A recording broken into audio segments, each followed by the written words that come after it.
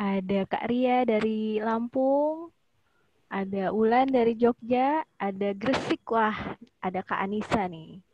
Luar biasa. Ada Bengkulu, ada Kak Rapiska. Halo Kak Rapiska.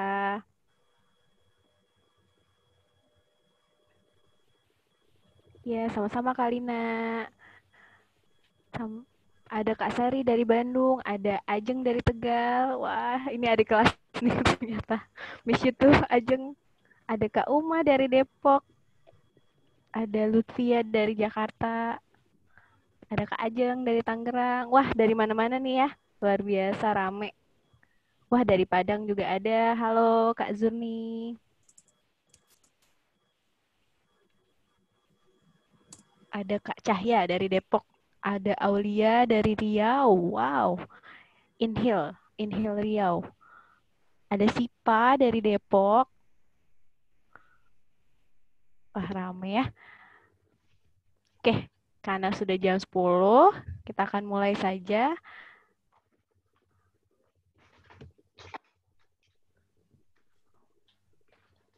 Ya, Assalamualaikum warahmatullahi wabarakatuh. Selamat pagi semuanya.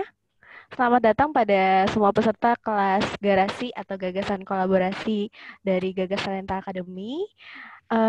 Hari ini kita akan membahas tentang tema 1000 HPK atau 1000 hari pertama kehidupan dengan edisi pertamanya Giziku untuk Anakku. Jadi apa sih sebenarnya artinya Giziku untuk Anakku? Nanti akan kita bahas lebih lanjut ya. Nah, terima kasih juga untuk teman-teman yang sudah berpartisipasi dan data terakhir yang saya terima ada sekitar 50 orang yang mendaftar. Jadi nanti hari ini sampai jam setengah 12 kita akan diskusi bareng nih tentang 1000 HPK. Ya nanti lebih sharing aja ya teman-teman di sini bukan seperti kuliah gitu. Jadi kita lebih santai aja diskusi pagi-pagi untuk sama-sama belajar mempersiapkan gitu ya, mempersiapkan 1000 HPK itu. Nah, perkenalkan sebelumnya saya Rima Sumaya, saya program officer dari Gagas Inspirasi Nusantara, dan hari ini saya akan menjadi moderator untuk memandu diskusi kita pagi hari ini. Nah, sebelum teman-teman sebelum saya memperkenalkan nih narasumber yang luar biasa hari ini, saya mau cerita dulu nih teman-teman. Kenapa sih tiba-tiba Gagas Inspirasi Nusantara atau bahkan nggak tahu ya Gagas itu apa melaksanakan kelas online tentang 1000 HPK. Jadi kemarin kita sempat riset gitu ya atau baca artikel gitu. Ternyata dari BKKBN tuh melihat gitu ya, melihat adanya COVID, adanya pandemi ini berdampak pada angka kelahiran. Dan mungkin teman-teman di sini yang memang bersentuhan langsung dengan BKKBN mungkin paham sekali gitu angkanya memang semakin tinggi kelahirannya, bahkan diperkirakan tuh pada awal tahun 2021 mungkin angkanya akan mencapai 420.000 gitu ya angka kelahirannya. Jadi bisa dibayangkan nanti akan ada wajah-wajah baru atau adik-adik bayi baru nih di tahun 2021 padahal kita masih ada di tengah-tengah masa pandemi COVID ini. Nah, sehingga untuk mempersiapkan nih generasi Indonesia selanjutnya, kita sebagai warga negara Indonesia gitu ya, dan khususnya dari Gagas Inspirasi Nusantara ingin berkontribusi nih, apa yang bisa kita lakukan, yaitu membagikan ilmu dan sama-sama belajar gimana sih supaya generasi selanjutnya bisa lebih baik dengan mempersiapkan 1000 HPK gitu. Nah, saya izin share screen. Di sini saya akan menjelaskan sedikit tentang Gagas Inspirasi Nusantara. Oke.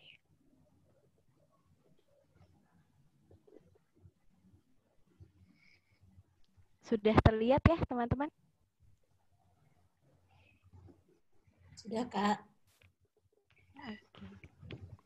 Nah, Gagas Inspirasi Nusantara bagi teman-teman yang belum kenal gitu ya, kan katanya tak kenal maka tak sayang. Jadi kita kenalan dulu nih.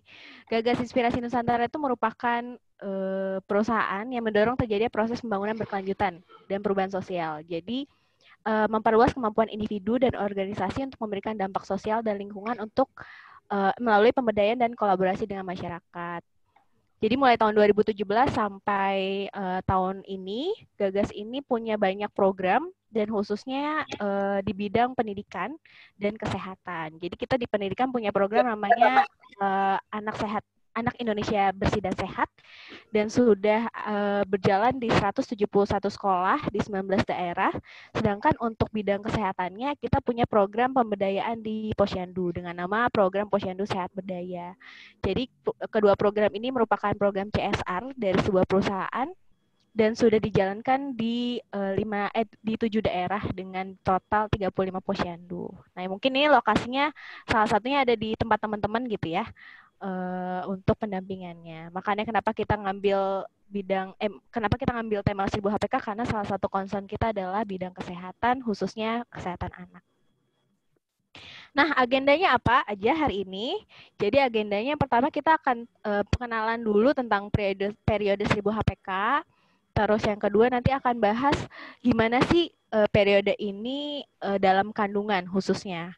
Dan kenaikan berat badan selama hamil tuh harusnya seperti apa sih gitu. Terus yang ketiga, permasalahan gizi selama kehamilan dan menyusui. Terus yang keempat, ada hubungannya nggak sih pemberian suplemen dan makanan bergizi terhadap perkembangan janin. Dan yang terakhir, makanan yang bergizi dan olahan rumahan selama hamil dan menyusui. Jadi kalau teman-teman bisa dilihat, di sini kita fokus membahas tentang kehamilan atau sampai menyusui gitu ya. Karena 1000 HPK tuh panjang prosesnya. Jadi kita ada 3 episode. Jadi ini episode pertama, pelan-pelan kita belajar dulu tentang hamilnya. Nanti episode kedua kita lebih jauh lagi, dan episode terakhir di 15 Agustus nanti kita baru ngomongin tentang MPASI gitu. Nah, di sini ada peraturan kelasnya. Jadi teman-teman kita harap bisa membuka videonya selama sesi berlangsung, karena kita juga maunya walaupun online tetap seperti offline gitu ya, jadi tetap bisa bertatap muka, dan ini bukan seperti kuliah umum gitu ya di universitas. Jadi harapannya bisa tetap berinteraksi langsung. Kalau ingin bertanya bisa langsung open mic atau bisa chat aja di kolom chatnya gitu. Terus jika ada yang berbicara, yang lain diminta untuk mendengarkan dengan cara mematikan mikrofonnya, dan semoga bisa mengikuti sesi dari awal sampai akhir, seperti itu ya.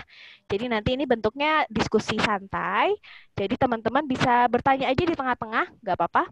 Walaupun nanti di sesi akhir kita tetap ada sesi diskusi, tapi kalau misalkan ada masih bingung atau bertanya sesuai dengan yang disampaikan nih sama pembicaranya, ditulis aja di kolom chat, nanti bisa dibacakan oleh saya. Seperti itu.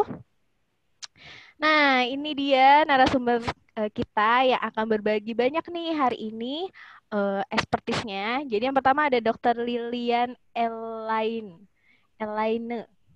MBBS ya. Halo Dr. Lili. Ya, selamat pagi Karima. Halo. Iya, halo. Jadi ini Dr. Lili ini dokter umum ya dok ya, yang lulus dari universitas di China, dan sekarang bekerja sebagai dokter jaga di BSD ya dok ya, di Tangerang. Iya, betul. Nah, pengalamannya banyak, jadi lebih suka ngerjain proyek-proyek sosial gitu ya dok ya. Jadi Medical Volunteer Sabang Merauke juga dulu pernah mengabdi 1 tahun ya dok ya, sebagai alumni pengajar muda. Luar biasa. Nanti kita akan bahas lebih jauh nih tentang kesehatan dari sisi klinisnya gimana. Nah, pembicara kita yang kedua ada Kak Devina Sandriati STP. Halo Kak Devina. Halo, selamat pagi Karima dan juga semuanya. Iya, halo. Jadi Kak Devina ini luar biasa ya, praktisi banget gitu. Jadi beliau adalah foundernya Narasa. Jadi kalau teman-teman mau tahu lebih lanjut, boleh klik aja di Instagram Narasa. Jadi Narasa itu startup penyediaan bahan pangan lokal yang pastinya sehat dan mudah didapat gitu, dan menggunakan bahan-bahan pangan lokal yang nggak biasa gitu. Jadi kayak biasa pakai terigu, kalau di Narasa itu pakai sumber karbohidrat lainnya. Jadi nanti Kak Devina bakal kasih juga resep-resep sehat yang mungkin bisa diaplikasikan di rumah gitu ya. Nah, selain itu juga Kak Devina Community Development Enthusiastic di bidang pendidikan dan kesehatan. Jadi salah satu pernah jadi program manager juga di project-projectnya Gagas Inspirasi Nusantara. Gitu pengenalan singkatnya mungkin ya, tanpa berpanjang-panjang gitu ya. Mungkin udah bosen ngelihat muka saya gitu cerewet banget. Jadi harapannya nanti teman-teman selama 1,5 jam ya kurang lebih bisa mengikuti, dan jika ingin bertanya monggo boleh silahkan open mic atau chat di box aja. Ya, kita langsung aja ke materi pertama gitu ya. Saya ingin menyapa dulu nih Dr. Lili. Halo Dr. Lili. Ya, halo, selamat pagi Karima. Selamat pagi juga buat semuanya. Kayaknya banyakan perempuan ya kalau lihat nama-namanya, tapi kayak ada yang laki-laki juga. Ada ya? Luar Ya, biasa tadi ya. aja. Iya, selamat pagi semuanya. Terima kasih buat kesempatannya juga untuk sharing ya, kita diskusi sesi interaktif hari ini. Jadi seperti yang Karima udah sampaikan tadi, tidak seperti kuliah umum, tapi nanti ibu-ibu muda, kakak-kakak yang join, kalau misalkan ada pertanyaan nanti bisa langsung ini aja ya, tulis di kolom chat ya, supaya kita juga diskusinya santai, nggak terlalu berat. Saya nama saya Lilian Ilen, ya saya dipanggil Lili. Saat ini bertugas di Eka Hospital BSD sebagai dokter jaga gitu. Ya, ini katanya baru pulang jaga banget ya Kak? Oh iya, dijaga malam. Luar biasa dokter. Terima kasih banyak dokter udah menyempatkan ya, padahal udah capek gitu ya habis jaga, tapi mau diskusi bareng-bareng sama kita. Nah, Ya. kita langsung masuk ke bahasan pertama kali ya dok ya. Jadi nih yang mungkin lagi isu-isu hot gitu ya, isu-isu hotnya pemerintah gitu tentang stunting, dan ternyata yang dibahas itu adalah 1000 HPK. Nah sebenarnya apa sih dok yang dimaksud dengan 1000 hari pertama kehidupan, dan pentingnya apa sih sebenarnya? Ya, terima kasih Karima. Saya sambil izin share screen juga ya, supaya memudahkan untuk teman-teman yang join pagi ini juga, untuk lebih mudah kalau ada gambarannya ya untuk sebagian orang. Jadi kita mulai dari 1000 hari pertama kehidupan ya. Untuk yang pertama, apa itu 1000 HPK ya? Kalau biasa disingkat ya 1000 hari pertama kehamilan. Mungkin udah sering dengar, apalagi yang kerjanya di sekitaran medis ya, tenaga kesehatan, atau mungkin di pendidikan. Di beberapa tahun terakhir ini lagi marak-marak sekali nih 1000 HPK, 1000 HPK gitu ya. Apa sih sebenarnya 1000 HPK itu, atau 1000 hari pertama kehidupan? Itu sebenarnya adalah masa sejak anak dalam kandungan sampai seorang anak berusia 2 tahun. Jadi kalau bisa kita rangkum, jadi 1000 HPK itu dibagi menjadi 2 periode. Yang pertama itu adalah periode dalam masa kehamilan, jadi sejak konsepsi sampai si janin berusia 9 bulan. Kemudian untuk yang periode kedua, dari si anak lahir sampai usia 2 tahun. Kenapa disebut 1000 hari? Biasanya dalam kandungan itu hitungannya 270 hari kurang lebih, kemudian 2 tahun pertama kehidupan 365 dikali 2, 730, jadi ditambahkan menjadi 1000 hari pertama. Kenapa sih penting-pentingkan sekali gitu ya, digadang-gadang sekali sama BKKBN, sama Puskesmas, Yayasan Posyandu, rumah sakit. Karena fase di 1000 hari pertama kehidupan ini kita bilangnya periode emas ya, atau golden period, di mana pada masa ini terjadi pertumbuhan otak yang sangat pesat. Kenapa sangat pesat? Karena sebenarnya pada usia 2 tahun, di akhir usia 2 tahun, anak akan mencapai volume otak sebanyak kurang lebih 80% dari volume otak dewasa. Berarti kan lebih dari separuh ya Karima ya. Jadi memang banyak sekali yang terjadi, perkembangan dan pertumbuhan yang terjadi dalam 1000 hari pertama kehidupan ini. Ya dok, nah menarik nih dok, tadi dikatakan bahwa fase ini periode emas ya, periode emas untuk pertumbuhan otak gitu. Nah sebenarnya apa aja sih dok yang terjadi gitu dalam janin gitu ya, dalam perutnya seorang ibu, perkembangan seperti apa sih di setiap bulannya yang terjadi gitu dok? Ya baik, coba kita lihat ya. Pertama untuk perkembangan otaknya ya. Jadi dalam 1000 hari pertama kehamilan ini, kalau teman-teman bisa lihat di tabel yang sebelah kanan dulu, di gambar yang sebelah kanan, itu ada gambar yang seperti serabut-serabut gitu ya, seperti jerami. Newborn itu pada saat bayi baru lahir, ini adalah gambaran sel-sel saraf otak kita. Jadi pada saat lahir, bayi kan sebenarnya sudah ada ya, organ otak itu sudah terbentuk, dan di dalamnya itu terdiri dari si sel-sel saraf ini, yang kita sebut neuron. Neuron ini punya tangan-tangan panjang yang selama kita kehidupan, dia akan terus berkembang dan membuat jembatan-jembatan baru. Nah, pada usia 1 bulan kita bisa lihat bertambah jembatan-jembatannya dan sel-sel neuronnya. Di usia 9 bulan udah jauh lebih banyak lagi, bahkan di usia 2 tahun itu sudah penuh sekali seperti coretan-coretan kalau kita lihat ya mungkin. Cuma intinya adalah dari pada saat pertama si bayi lahir sampai pada usia 2 tahun, itu perkembangan yang terjadi pada otak anak itu sangat cepat. Apa saja sih yang berkembang? Kita bisa lihat di tabel yang sebelah kiri ya grafiknya. Bahasa, kemudian kemampuan penglihatannya, pendengaran, kemampuan kognitif atau kecerdasannya, itu semua secara simultan berkembang dan sangat-sangat cepat gitu ya. Jadi anak kita tuh sebenarnya punya tugas yang sangat banyak di 2 tahun pertama gitu. Jadi bagaimana caranya supaya selama si anak ini berkembang kita bisa memberikan nutrisi yang optimal juga supaya si anak bisa berkembang dengan baik.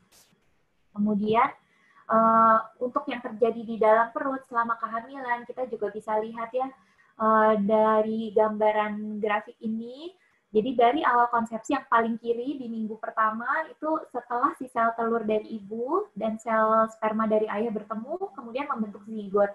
Zigot membelah, kemudian membelah, akhirnya terbentuklah si janin yang kecil itu pertama. Walaupun kecil, ternyata kalau kita lihat nih dari minggu ketiga sampai minggu ke-12, yaitu trimester pertama ya kita biasa bilangnya, itu terjadi pembentukan organ-organ yang sangat penting. Apa aja tuh? Termasuk si otak ya, jadi jantung, mata, telinga, dan lain-lain itu semua sebenarnya sudah mulai terbentuk di trimester pertama. Jadi makanya trimester pertama ini juga adalah periode yang sangat penting nih. Jangan sampai teman-teman kalau misalnya ada rencana hamil atau sedang hamil gitu ya, jangan sampai tidak sadar nih di trimester pertama, oh ternyata saya sudah hamil dan ternyata masih sembarangan gitu ya makannya. Bahkan mungkin beberapa ibu-ibu ada yang mungkin merokok atau mengkonsumsi minum-minuman beralkohol, itu bisa sangat berpengaruh pada outcome si anak atau nanti si anak lahirnya seperti apa. Bahkan kalau kita lihat kan di minggu-minggu awal ya, ada pembentukan sistem saraf pusat, kemudian jantung.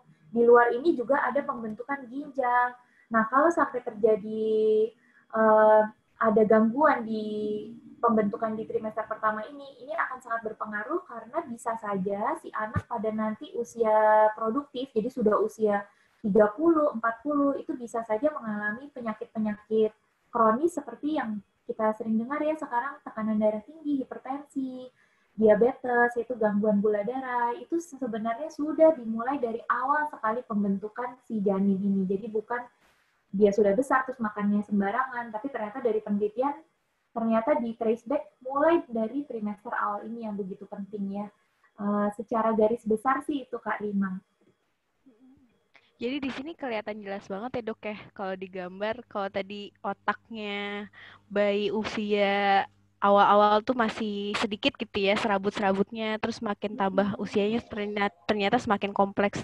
Dan ini ternyata ini ya, maksudnya kalau saya pribadi baru tahu gitu dok, kalau penyakit-penyakit degeneratif itu bisa muncul dari bayi itu di janin gitu ya dok ya, masih menjadi janin.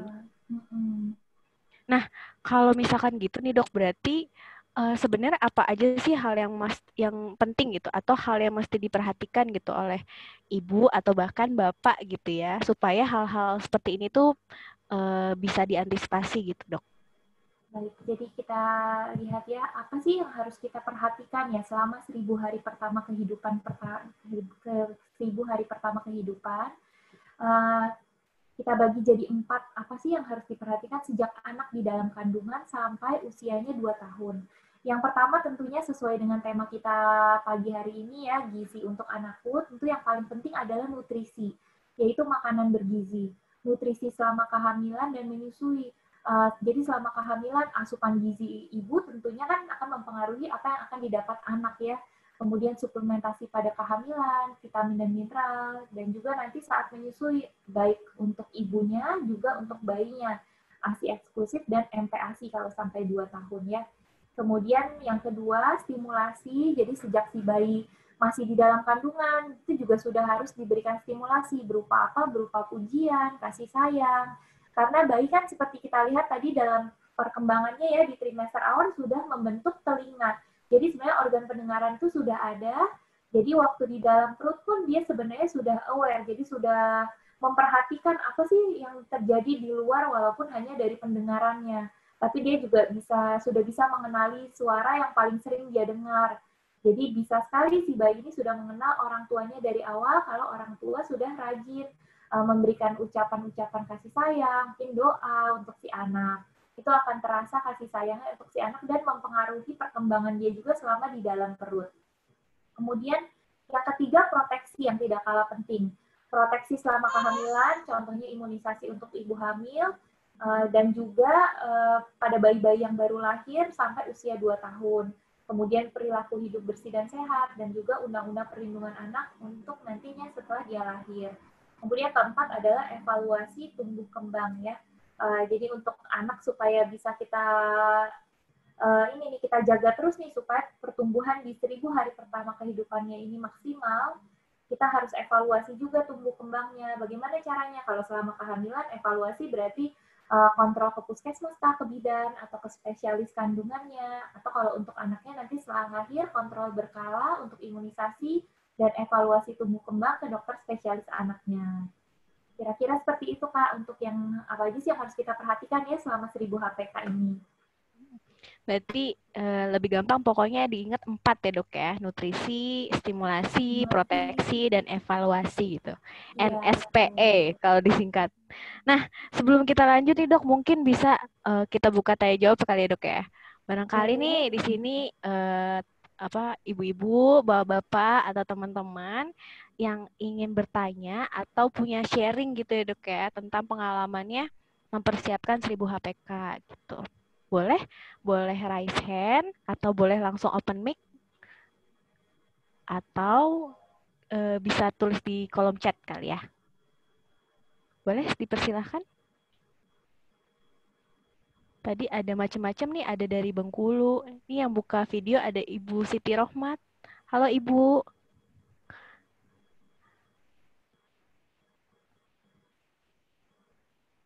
Boleh di open mic-nya Ibu? Ibu Siti Rohmat.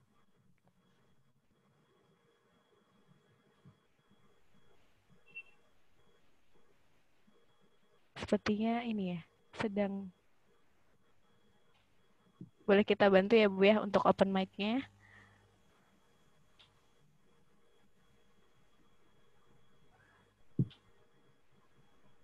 Barangkali ingin bercerita nih, kita ingin dengar juga kali ya dok ya, cerita-cerita yang mungkin punya pengalaman atau punya kendala seperti itu. Bu Siti Rohmatun.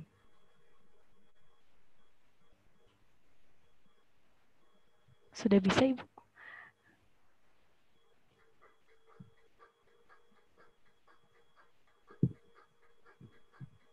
Kayaknya belum bisa ya Kak. Belum bisa. Sambil menunggu. Iya, nggak apa-apa. Sambil menunggu mungkin ini kali ya Kak. Aku mau nanya dulu nih sebelum kita membahas topik selanjutnya. Tadi menarik stimulasi gitu, karena kalau kita lihat gambarnya, telinga itu udah dibentuk di beberapa bulan, bahkan trimester awal gitu ya Kak. Nah, sebenarnya stimulasi yang seperti apa sih Kak yang mudah dan bagus gitu untuk perkembangan anak yang mungkin bisa dilakukan gitu? Sebenarnya kalau untuk stimulasi yang paling mudah ya dari orang tuanya bisa tadi ya mengajak bicara si anak ya walaupun masih dalam kandungan. Entah dalam bentuk percakapan atau doa. Kadang ada yang suka bacain cerita juga. Ada juga yang suka kalau mungkin ibu-ibu yang ngetren di zaman sekarang suka ini ya, suka nempelin headset besar gitu ya, terus dengarkan lagu-lagu klasik atau mungkin doa-doa, kadang-kadang sih seperti itu. Itu juga ada penelitiannya sih kalau untuk yang lagu-lagu klasik ya, dia juga memang berpengaruh dalam perkembangan otak si janin, bisa membantu juga. Nanti soalnya sangat berpengaruh kalau misalnya apa yang kita ucapkan ya, apa yang kita sering ceritakan, nanti biasanya juga berpengaruh pada interest si anak nih, ketertarikannya si anak nanti pas lahir tuh jadi lebih ke arah mana, kadang-kadang kayak gitu sih. Banyak kan. Berarti intinya selalu kasih afirmasi positif gitu ya Kak ya. Iya. Jadi kalau Kakak, kalau dari Dokter Lili nih ada pengalaman nggak?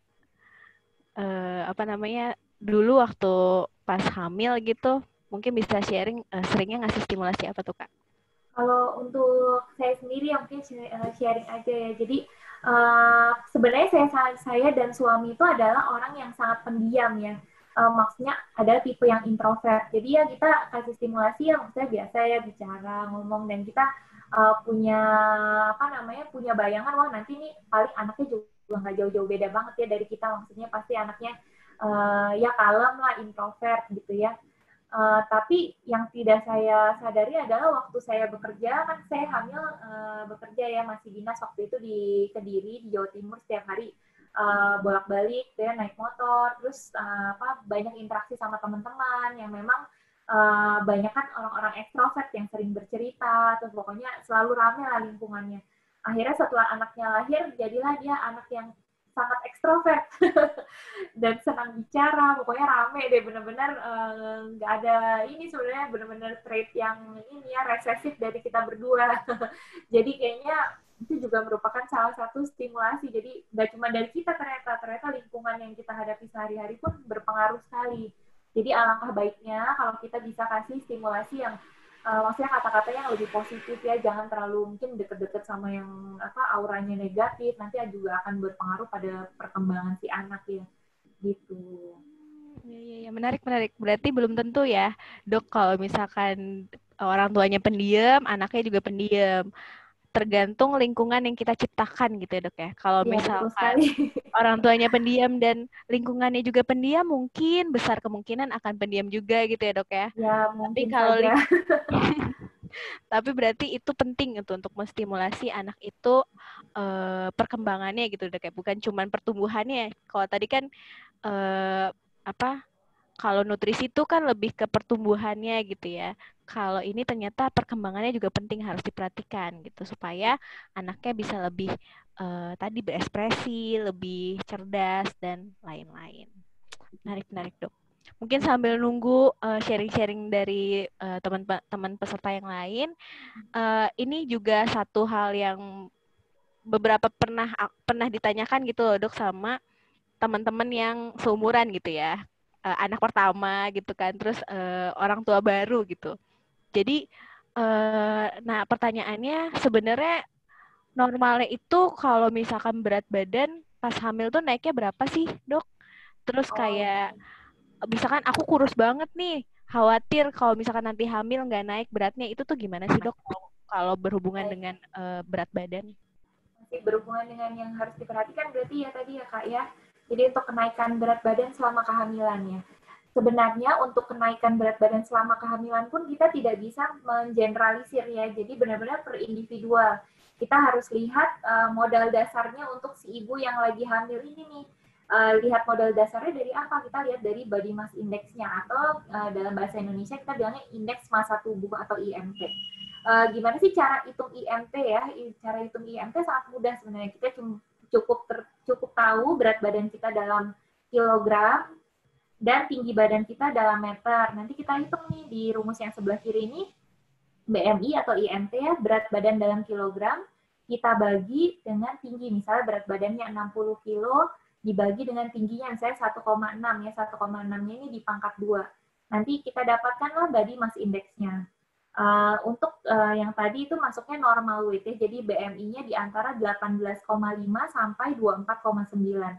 Jadi kita lihat dari sini, kalau modalnya di yang berat badan normal, berarti rekomendasi kenaikan berat badan saat kehamilannya ini dari Perkumpulan Obgyn Amerika, itu 11 sampai 16 kg.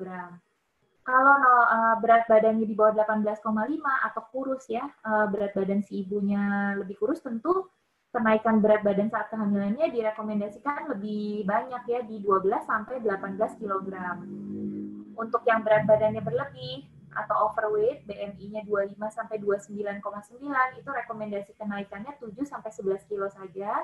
Dan tentu saja kalau untuk obesitas lebih perlu diperhatikan lagi ya. BMI lebih dari 30, rekomendasi kenaikan hanya 5-9 kg. Karena nanti kalau misalkan untuk berat badan yang berlebih dan obesitas, dia potensial untuk risiko ke si bayi untuk penyakit-penyakit macam-macam itu lebih tinggi. Misalnya untuk diabetes, hipertensi, itu kemungkinan si bayi ada penyakit itu ke depan itu lebih tinggi. Makanya harus lebih dijaga. Apalagi pada bayi-bayi pada ibu dengan obesitas atau berat badan tinggi, kan ibunya kan biasanya gemuk ya. Kalau gemuk itu dia otomatis asupan gula ke si bayi pada saat bayinya di dalam kandungan itu banyak. Jadi begitu si bayi lahir, dia yang udah terbiasa dengan gula banyak, tiba-tiba kan stop ya, begitu plasenta dipotong, bayi udah tidak bergantung lagi pada ibu, dia harus produksi gula sendiri untuk dirinya sendiri. Nah, karena dia gulanya biasanya banyak, biasanya bayi-bayi besar, kita bilangnya makrosomia, itu bayi-bayi di atas 4 kg, itu rentan gula darah rendah biasanya di hari-hari pertama atau hipoglikemia. Jadi memang perlu jadi perhatian untuk ibu-ibu yang terutama berat badannya lebih, obesitas, dan juga bayinya. Jadi harus diperhatikan dua-duanya. Kemudian terutama untuk yang berat badannya rendah juga perlu diperhatikan karena berpotensi si bayinya jadi asupan nutrisi yang kurang. Kalau asupan nutrisi kurang, otomatis kenaikan berat badan pada bayi selama kehamilan pun jadi tidak maksimal. Jadi sangat riskan untuk si ibu melahirkan bayi dengan berat badan lahir rendah. Atau kita biasa singkat BBLR, yaitu bayi-bayi dengan berat kurang dari 2.500 gram. Gitu sih Kak Karima, kira-kira. Jadi mungkin untuk persiapan gitu ya, untuk persiapan kehamilan kita bisa ngitung status gizinya dulu gitu. Nah bisa nih teman-teman bisa langsung hitung, modelnya cuma 2 data doang ya Kak. Berat badan dan tinggi badan. Tapi tinggi badannya dikonversi ke meter dan dikuadratkan. Nanti masuk ke kategori apa, nah bisa dilihat tuh rekomendasi kenaikannya. Nah, satu hal Kak yang mungkin aku pertanyakan gitu ya, banyak mitos tadi ngomongin gula nih Kak. Banyak mitos yang bilang nggak boleh minum es gitu banyak selama hamil. Jadi itu sebenarnya hubungannya sama tadi gula atau ada hal lain Kak, sebenarnya emang nggak boleh makan es? Kalau minum air es ya sebenarnya mitos sih, maksudnya soalnya belum ada penelitian secara ilmiahnya yang mengatakan kalau minum air es bisa bikin berat badan jadi lebih cepat bertambah gitu ya, kecuali mungkin air es yang kita minum itu es teh manis atau mungkin minuman-minuman kaleng atau minuman-minuman botolan yang berperiksa manis memang ya. Tapi kalau untuk air putih sih saya rasa untuk sekarang sih belum ada penelitian secara ilmiah yang mengindikasikan kalau kita minum air es banyak-banyak bisa menambah berat badan ibu secara signifikan gitu, Karima. Berarti yang mesti diperhatikan ada gulanya ya, Kak. Betul. Bukan esnya tapi dalamnya, ada sirupnya, ada susu kental manisnya atau ada apanya gitu ya, Kak ya. Ya nanti bisa nanti untuk olahan-olahan yang lebih detailnya nanti akan dibahas sama Kak Devina ya, Karima ya. Betul. Itu menarik juga ya Kak soalnya. Nah, selain ini nih, selain tadi kita ngomongin nutrisi, terus ada stimulasi, ada evaluasinya juga, terus ini berat badan normal, ada hal lain nggak Kak yang mesti diperhatikan? Kayak misalkan sebenarnya perlu nggak sih kita, misalkan saya nih mau nikah gitu ya, perlu nggak sih imunisasi TT? Itu seberapa penting sih Kak sebenarnya imunisasi itu? Ya kalau untuk persiapan, sebenarnya kalau untuk persiapan kehamilan ya, imunisasi kan tadi tentu ya masuk ke yang bagian apa yang harus diperhatikan tadi yang nomor 3 ya. Ini berlaku untuk si anak dan si ibu. Tentunya ibu-ibu atau kakak-kakak semua kalau yang udah hamil atau akan hamil pasti akan dapat buku seperti ini ya, buku kesehatan ibu dan anak. Nah ini di dalam sini juga ada panduan untuk tadi yang Karima bilang imunisasi tetanus ya, atau TT ya. Kalau di sini kalau misalnya mungkin udah ada yang punya ya, ini ada di halaman 2, dia ada rekomendasi tentang imunisasi TT atau tetanus toksoid. Itu tentunya sangat penting. Kenapa penting? Karena tujuannya adalah untuk pencegahan penyakit tetanus toksoid ke si anak. Karena kalau dulu itu masih banyak. Karena kalau dulu itu kan persalinan tidak diharuskan di fasilitas kesehatan ya. Jadi ada yang di rumah, terus mungkin masih banyak yang tidak terjaga kebersihannya, misalnya plasentanya itu guntingnya tidak pakai gunting steril, tapi pakai gunting biasa aja, atau mungkin kadang-kadang malah pakai kayu yang tajam. Nah, itu bisa meningkatkan risiko terhadap penyakit namanya tetanus neonatorum. Jadi tetanus pada anak-anak.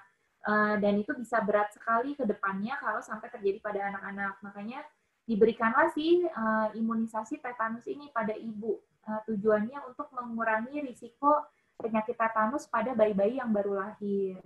Gitu, Karima. Kalau untuk yang lain-lain, imunisasi tentunya direkomendasikan oleh Kementerian Kesehatan, kemudian Ikatan Dokter Spesialis Anak Indonesia, yang di awal yang di-cover sama pemerintah kita ya, itu yang di sebelah kiri ini ya. Jadi yang hepatitis B, kemudian BCG polio, DPT, campak, itu semuanya bisa didapatkan secara gratis di puskesmas. Ini jangan disepelekan gitu ya, karena kenapa sih kok pemerintah terus tenaga kesehatan wanti-wanti banget untuk ayo imunisasi. Karena tujuannya tadi, kembali lagi ke yang Karima sudah sampaikan di pendahuluan, kita ingin anak-anak kita sehat, kemudian kita ingin generasi yang paling baik tentunya ya. Kalau kita mau punya generasi yang paling baik, tentu kita harus siapkan dari awal, dari si 1000 hari pertama kehidupan ini. Karena kalau kita sukses nih, sampai 1000 hari pertama kehidupan, si anak bisa lepas dari, nanti kita bahas juga ya, masalah-masalah selama di 1000 HPK ini. Kalau bisa lewat dari masalah-masalah di 1000 HPK, nanti berarti kita sudah menyiapkan anak-anak yang akan menjadi penerus kita nantinya dengan kualitas yang terbaik gitu istilahnya. Cepet dia mah. Iya betul, sepakat Cuman banget. ya begitu Berarti aja. bisa dibilang, ya bisa dibilang investasi gitu dok ya. 1000 Ya, hari betul, Kak. pertama kehidupan ini adalah investasi, dan sebenarnya hal-hal yang diperhatikannya itu sudah disediakan semuanya gitu ya melalui program pemerintah. Jadi kita sebagai masyarakat gitu ya hanya butuh awareness aja gitu ya Kak, dan niat yang kuat untuk melakukan benar-benar menjalankan apa yang direkomendasikan pemerintah terhadap 1000 HPK. Nah, tadi kita udah ngomongin hal-hal positif nih Kak, yang yang bisa dilakukan, terus juga sebenarnya dampaknya apa untuk otak dan perkembangan anak. Nah, sekarang nih Kak, kita ngomongin hal yang semoga sih tidak terjadi ya. Sebenarnya kenapa sih Kak harus penting banget kita ngebahas persiapan kehamilan dan menyusui ini? Emang ada masalah apa nih Kak yang kira-kira bisa terjadi ketika masa kehamilan? Baik, coba kita bahas ya tentang masalah gizi yang mungkin aja terjadi nih selama kehamilan dan menyusui. Apa aja sih yang biasanya terjadi? Tentunya karena kita ngomonginnya tentang gizi ya, sebenarnya kalau untuk ngomongin penyakit selama kehamilan, selama menyusui itu lingkupnya sangat luas. Tapi kalau untuk gizi tentu tadi pertama berhubungan dengan berat badan itu sendiri. Kita bagi menjadi, kalau misalkan yang berat badannya kurang tadi, kita bilangnya kekurangan energi kronis, yaitu IMT atau indeks massa tubuhnya kurang dari 18,5, atau lila. Lila itu lingkar lengan atasnya kurang dari 23,5. Otomatis kan berarti dia nutrisinya kurang ya. Sama yang satu lagi berhubungan dengan berat badan, yaitu obesitas. Sama satu lagi yang berhubungan dengan asupan nutrisi itu juga anemia atau hemoglobinnya rendah dari target. Saya coba bahas secara singkat. Kalau untuk kekurangan energi kronis dan obesitas, seperti yang tadi saya sudah sampaikan, kalau ibunya kurang berat badannya, otomatis asupan nutrisi untuk dirinya sendiri kurang. Kalau untuk diri kita sendiri aja kurang, bagaimana kita mau memberikan untuk anak kita yang di dalam perut gitu ya. Jadi otomatis kalau kita berat badannya kurang, akan sangat mungkin si bayi yang kita kandung nanti akan lahir dengan berat badan lahir rendah. Atau berat badan lahir rendah itu salah satu masalah. Ada satu lagi juga yang cukup bermasalah kalau sampai si bayi ini masih di perut, terus berkembang, tapi dia tidak bertumbuh sesuai dengan kurva yang seharusnya. Jadi kita bilangnya biasanya IUGR atau intrauterine growth restriction. Jadi restriksi perkembangan yang terjadi dalam intrauterin atau di dalam perut. Biasanya kalau sudah terjadi IUGR, nanti bayinya pasti berat lahirnya rendah, dan akan ada permasalahan-permasalahan gizi atau permasalahan medis lainnya kayak hipoglikemia, atau kadang-kadang malah bisa sampai kejang anaknya dan lain-lain, harus dicari tahu tuh kenapa si anaknya kok bisa sampai IUGR tadi atau perkembangannya terhambat pada masa dia di dalam perut ibu. Kemudian, kalau dia bayi berat badan lahir rendah, dia sangat-sangat berisiko terhadap stunting tadi ya, karena modalnya aja udah kurang. Kalau misalkan tidak diperhatikan setelah dia lahir, nanti sangat mungkin dia stunting. Nanti kita bahas lebih lanjut tentang stunting. Kemudian yang tentang berat badan lagi, si obesitas tadi. Kalau obesitas tadi ya, karena ibunya sudah gemuk, besar, asupan nutrisi banyak, bayi juga dapat asupan nutrisi yang terlalu banyak. Ternyata kalau terlalu banyak juga tidak baik. Bayinya berisiko untuk pada saat lahir, nanti dia besar sekali. Kalau besar sekali, masalahnya ada dua nanti. Masalah dalam proses melahirkannya, akan mungkin sulit ya kalau dilahirkan secara spontan per vaginam. Dan juga yang kedua, permasalahan di metaboliknya tadi. Apakah dia rentan terhadap gula darahnya rendah pada hari-hari pertama, atau pada saat nanti dia sudah dewasa, dia akan risiko untuk terkena diabetes, hipertensi itu lebih tinggi daripada bayi-bayi kalau yang berat lahirnya normal pada saat lahir. Kemudian yang terakhir yang sering juga itu anemia. Ini kenapa dimasukkan? Karena tidak hanya di daerah terpencil ya, atau daerah di luar Pulau Jawa, tapi bahkan di rumah sakit besar pun, di Jakarta sekalipun, itu kita masih banyak sekali menemukan ibu-ibu hamil dengan anemia.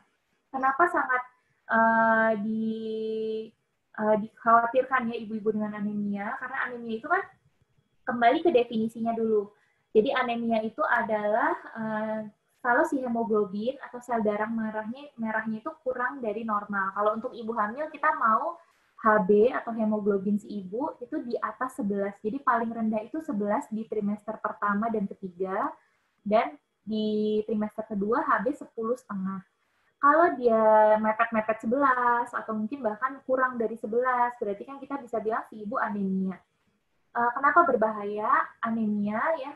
Kan tadi ya sel darah merah. Sel darah merah itu fungsinya apa sih? Dia fungsinya membawa nutrisi dan oksigen dari jantung dipompa ke seluruh tubuh.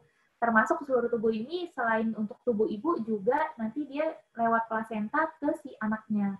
Kalau medianya atau perahunya untuk bawa si nutrisi, oksigen saja kurang, tentunya untuk si anak nanti asupan nutrisinya akan kurang juga. Inilah mengapa kita sangat mencegah anemia ini terjadi, atau kalau bisa sih ibunya malah dikasih modal lebih supaya tidak terjadi anemia selama kehamilan. Begitu. Kalau untuk yang menyusui tadi ya, bayi berat lahir rendah dan stunting. Gitu Karima kalau untuk garis besarnya permasalahan gizi selama kehamilan dan menyusui. Nah, banyak ya dok ya ternyata.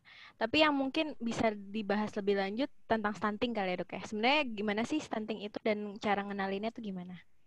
Singkat aja dok tentang stunting. Karena iya betul, kalau stunting ini soalnya ini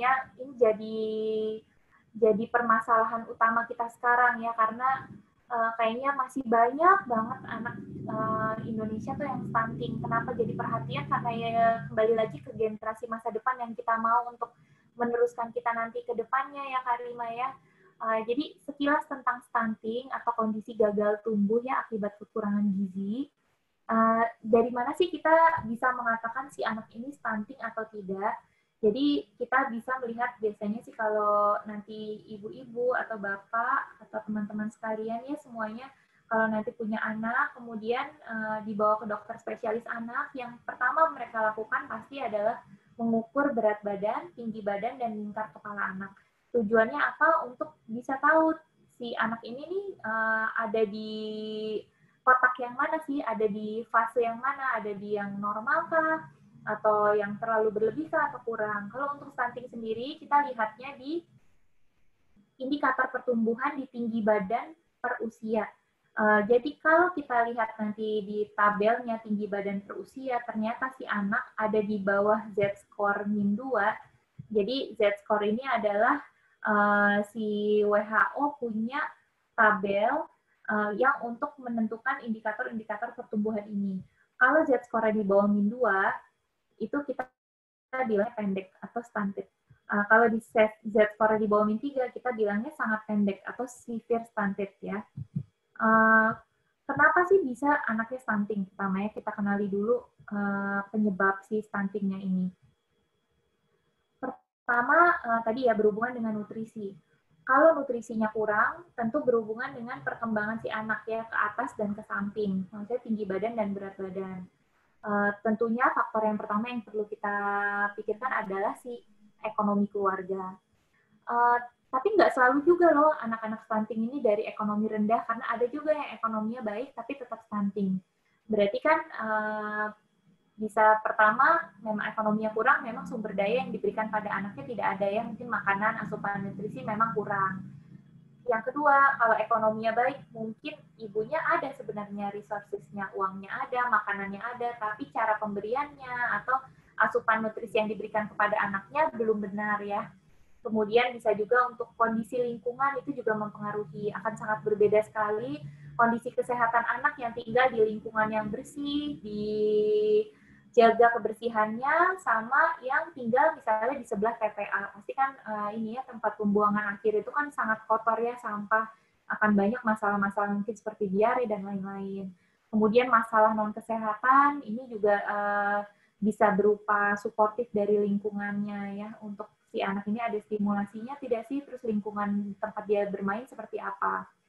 Terus kita ke gejala stunting itu seperti apa, karena tadi ya tinggi badan per usia, jadi otomatis anak pasti lebih pendek untuk anak seusianya. Jadi kalau kita bandingin anak kita usia 1 tahun, kok jauh lebih pendek ya daripada teman-teman seusianya gitu ya. Kemudian proporsi tubuh sih cenderung normal, tapi anaknya tampak lebih kecil untuk seusianya.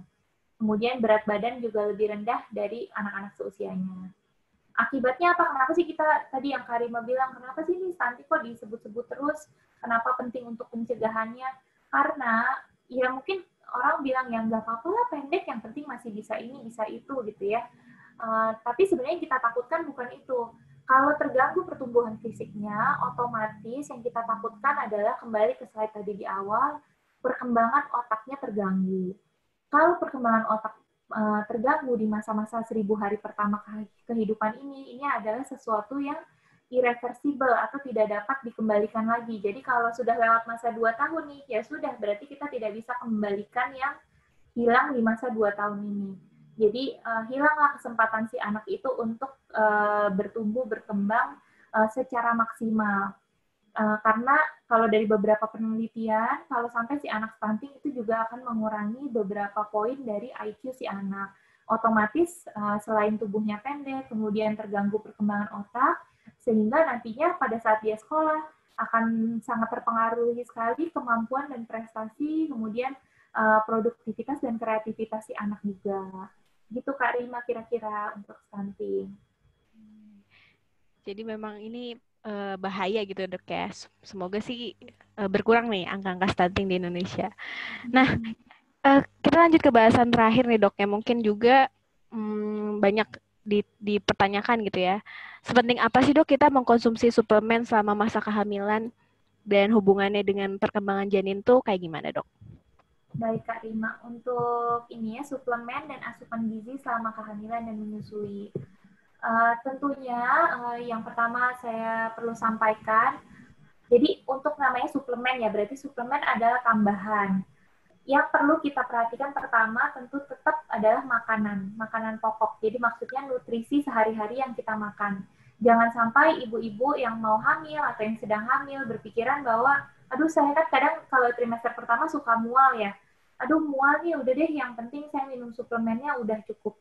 Itu pemikiran yang sangat salah ya. Jadi tetap yang pertama adalah nutrisi dari makanan yang dimakan. Itu yang mesti utama sekali. Nutrisi yang seperti apa? Nutrisi dengan makanan bergizi tentunya dengan komposisi seimbang. Nanti Kak Devina akan jelaskan lebih lanjut untuk detailnya. Makanan seperti apa sih yang bergizi untuk ibu hamil dan menyusui gitu ya. Yang pasti yang harus ibu-ibu hamil atau ibu-ibu sebelum hamil makan adalah makanan bergizi dengan komposisi seimbang yang mengandung karbohidrat, protein, lemak, vitamin, dan mineral. Kemudian selain itu, kalau kita mau mengkonsumsi yang lain-lain, suplemen atau obat-obatan, itu sebaiknya harus dikonsulkan ke dokter spesialis kandungannya dulu. Atau paling tidak ditanyakan ke bidannya dulu. Kemudian jelas ya kita harus menghindari minuman beralkohol, kafein, dan merokok karena sudah jelas dari penelitian itu bisa mempengaruhi pertumbuhan atau perkembangan si janin selama dalam kehamilan. Kemudian untuk suplemen ya, suplemen pada masa kehamilan. Jadi kalau asupan gizinya ini ibu-ibu semua udah tahu, tinggal nanti suplemennya apa nih untuk yang membantu ya. Yang pertama yang pasti diberikan biasanya adalah namanya asam folat. Nah, asam folat ini apa sih sebenarnya? Dia adalah salah satu jenis vitamin B yang fungsinya untuk mencegah defek tabung saraf atau neural tube defect yang dapat menyebabkan spina bifida. Kalau bahasa awamnya mungkin ini cedera atau penyakit yang mempengaruhi si sistem saraf pusat, yaitu bagian otak dan sumsum tulang belakang.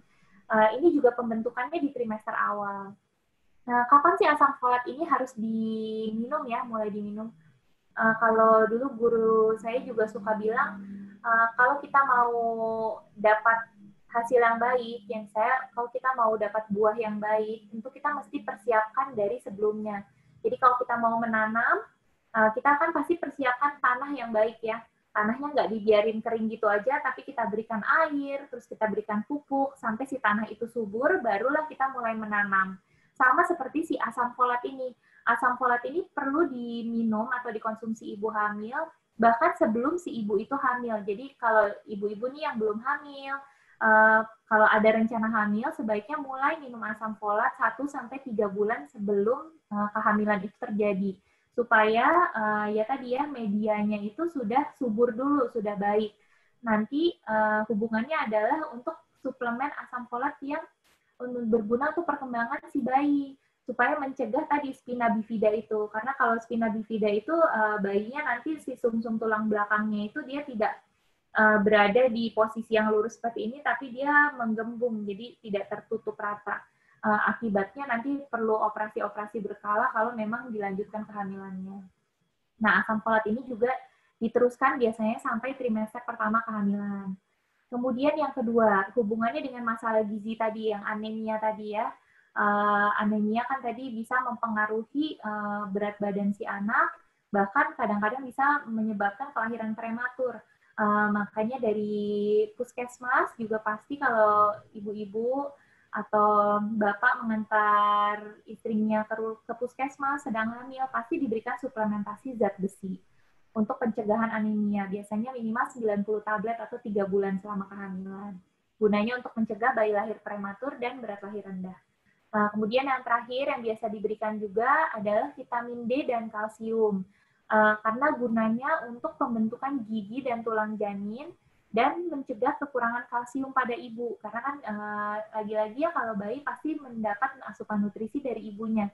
Jadi kalau modal ibu kurang, nanti kalau diambil semua sama bayinya, biasanya keluhan yang muncul di ibu-ibu trimester 3 giginya suka sakit. Karena mungkin cadangan kalsiumnya juga terpakai untuk bayinya. Nah, untuk vitamin D dan kalsium ini juga dari penelitian bisa mengurangi risiko preeklamsia atau tekanan darah tinggi pada kehamilan, kelahiran prematur, dan bayi berat lahir rendah. Itu Kak Rima kira-kira kalau untuk suplemen pada masa kehamilan dan nutrisinya. Semoga cukup jelas. Iya, sangat jelas dok. Jadi setidaknya minimal ada 3. Ya dok ya, asam folat, suplemen zat besi, dan vitamin D. Nah ini ada yang raise hand, ada Kak Ajeng. Boleh Kak Ajeng? Kak Ajeng open mic. Kak Ajeng Wulandari. Oh ini adik kelas saya jangan nih. Ajeng Wulandari. Boleh silakan open mic.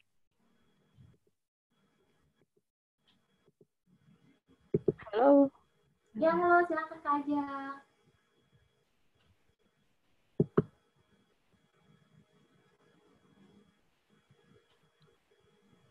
Halo Kak Ajeng. Belum nyambung ya? Iya, masih belum bisa ya Kak. Atau mungkin bisa Oke. ditulis di chat box juga sambil menunggu. Ini sepertinya adik kelas saya nih, Dok Ajeng Wulandari. Oke, nanti ini kita simpan buat di sesi diskusi aja. Ini sangat menarik ya dok ya, terima kasih banyak atas materinya. Nah, ini ada yang mau nanya ternyata dari Kak Ulan. Boleh Kak Ulan? Boleh. Ya, silakan Kak Ulan. Nah, aku mau nanya ya, ini kan menarik banget ini ya materinya, kemudian lengkap gitu soal gizi. Nah, aku mau nanya mungkin pengalaman dulu waktu aku hamil anak pertama, itu kan banyak banget ya mitos, kemudian tekanan dari lingkungan sekitar gitu ya, kalau oh kamu harus hamil tuh makan yang banyak gitu biar nanti bayinya sehat. Nah itu sebenarnya seberapa benar sih maksudnya apa ya tuntutan untuk makan banyak itu dok gitu. Lihat tadi kan sebenarnya ada kandungan-kandungan gizi tertentu kan sebenarnya yang penting. Nah itu benar nggak sih apa memang kita tuh makannya harus double gitu porsinya? Gitu aja sih Baik, persiapan anak terima kedua. kasih. Terima kasih Kak Wulan untuk pertanyaannya. Rasa-rasanya sih nanti pertanyaan Kak Wulan nih nanti akan terjawab sama Kak Devina. Jadi ditunggu sebentar ya Kak ya. Ya, terima kasih dok sudah mengingatkan. Jadi mohon bersabar nih Kak Ulan karena akan dibahas secara rinci oleh Kak Devina. Nah, karena tadi sudah selesai materi dari Dokter Lili. Nah, kita mau ada polling sebentar nih dok. Kita cek and recheck tentang tadi materinya ada yang nyangkut nggak ya dok kira-kira gitu. Boleh dibantu untuk share pollingnya? Ya, boleh teman-teman mengisi pilihan jawabannya. Tenang aja ini nggak bakal dinilai gimana-gimana atau bakal mempengaruhi. Jadi ini kita cuma mau ngecek aja seberapa jauh sih informasi yang sudah didapat gitu ya. Ini materinya tentang yang tadi sudah disampaikan oleh Dr. Lili. Boleh nih, langsung diisi saja. Pilih salah satu. Kita main-main kuis sebentar. Ada pertanyaannya tentang periode 1000 HPK itu apa sih? Terus suplemen yang tadi dikonsumsi ibu hamil ada apa aja? Terus kenaikan berat badannya normal itu ada berapa sih? Terus permasalahan gizi yang mungkin terjadi di masa kehamilan, sama contoh bahan makanan yang kaya karbohidrat. Ini sudah lumayan. Ada yang mengisi?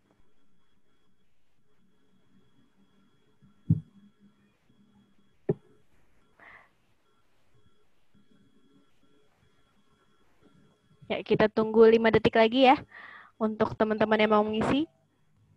5, sebelum nanti dibahas. 4, 3, 2, 1. Oke, terima kasih banyak teman-teman yang sudah mengisi. Ya, terima kasih. Boleh di review sedikit kali ya dok ya, ini jawaban-jawabannya.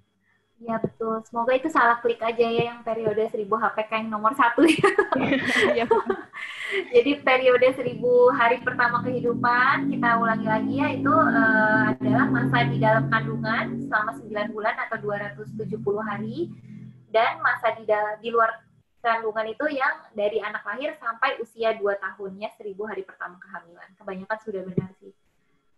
Kemudian untuk suplemen yang perlu dikonsumsi saat ibu hamil, betul ya, tablet besi ya, vitamin A sebenarnya benar juga, cuma ini pada kondisi-kondisi tertentu saja, jadi harus dengan supervisi dokter spesialis kandungannya, karena kalau kebanyakan konsumsi vitamin A dia juga ada efek samping yang kurang baik untuk janin juga. Kemudian untuk yang nomor 3, untuk kenaikan berat badan normal untuk ibu hamil, nanti sekali lagi kita lihat dari IMT-nya ya, dari indeks massa tubuhnya. Tapi kalau indeks massa tubuhnya normal, itu jawaban yang benar adalah yang 11 sampai 16 kg ya, yang pertama. Kemudian untuk permasalahan gizi yang mungkin terjadi di masa kehamilan, benar semua ya, anemia. Semoga untuk teman-teman yang hadir di sini yang sedang mempersiapkan kehamilan, sedang hamil, nanti jangan sampai ada yang sampai anemia ya, jadi memang sudah harus dipersiapkan dengan baik. Kemudian yang terakhir nih untuk pertanyaan prioritasnya Kak Devina ya, bahan makanan yang kaya karbohidrat, singkong ya, semuanya udah benar ya. Iya betul. Sudah, terima kasih banyak semuanya. Jadi rata-rata udah paham semua ya dok ya. Ya, Nanti kita akan banyak diskusi di akhir. Nah sekarang kita ke Kak Devina nih. Halo Kak Devina. Halo Karima. Jadi tadi udah banyak nih Kak Devina yang nanya-nanya tentang makanan gitu ya. Jadi kayak udah nggak sabar sebenarnya makanan apa sih yang boleh dan nggak boleh dimakan. Terus tuh aplikasinya tuh kayak gimana tuh Kak Dev? Oke, kita mulai share screen saja kali ya Karima ya, biar lebih komprehensif begitu. Ya, saya bantu ya Kak, Ya. sebentar.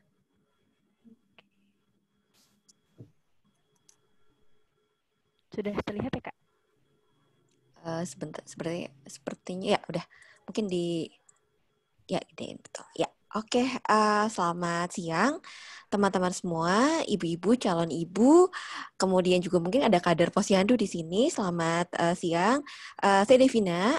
Saya akan sharing ya. Kita akan sharing sekarang untuk tentang permasalahan gizi ibu hamil dan juga menyusui, yang dimana sebenarnya kita bisa penuhi dari nutrisi kita sehari-hari, dan kemudian nanti kita akan sharing juga mengenai olahan pangan yang mudah dan sehat yang bisa diaplikasikan di rumah. Nah, kalau pada dasarnya ini setiap orang gitu ya, ini memerlukan nutrisi untuk tumbuh kembangnya gitu ya, maksudnya untuk menjaga kesehatannya, khususnya untuk misalnya untuk yang ibu hamil dan menyusui, juga untuk tumbuh kembang si buah hati. Nah, kita memiliki satu pedoman namanya gizi seimbang gitu ya Karima ya. Nah, gizi seimbang ini kalau di Kementerian Kesehatan Republik Indonesia disebutnya adalah isi piringku. Nah, gizi seimbang itu apa sih gitu ya?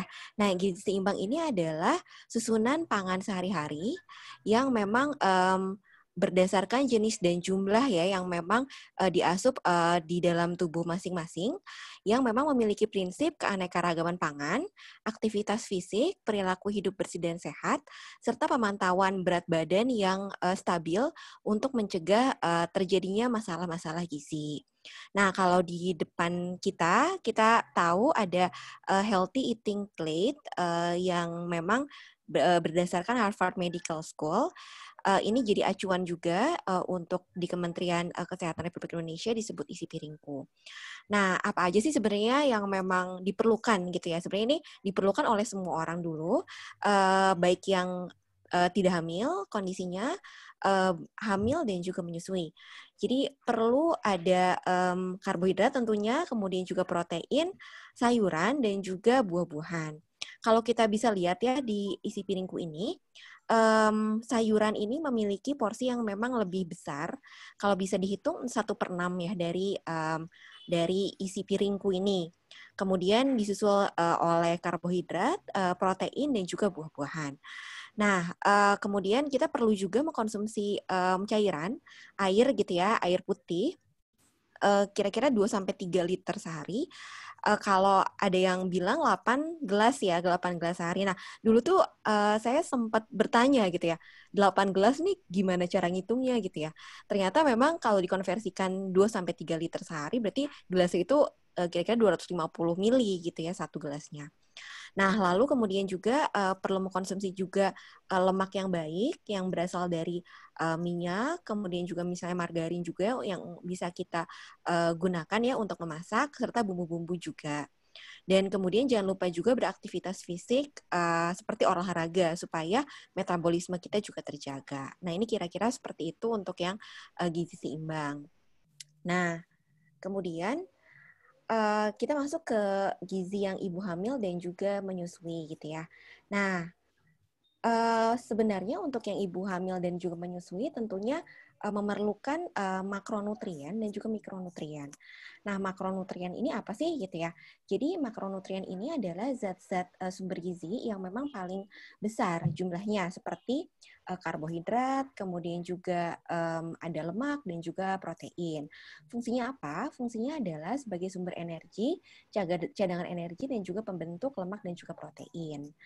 Nah, lalu kemudian juga kalau ibu hamil dan menyusui, berfungsi makronutrien ini untuk membentuk organ pada bayi, begitu ya, dan juga sel-sel pada janin. Kemudian untuk satu lagi mikronutrien, tadi sempat disinggung juga sama Dokter Lili ya, perlu adanya suplemen gitu ya. Nah, suplemen ini sebenarnya bisa kita dapatkan gitu ya di makanan yang kita konsumsi sehari-hari, seperti ada vitamin dan juga mineral yang bisa kita dapatkan dari buah-buahan dan juga sayuran.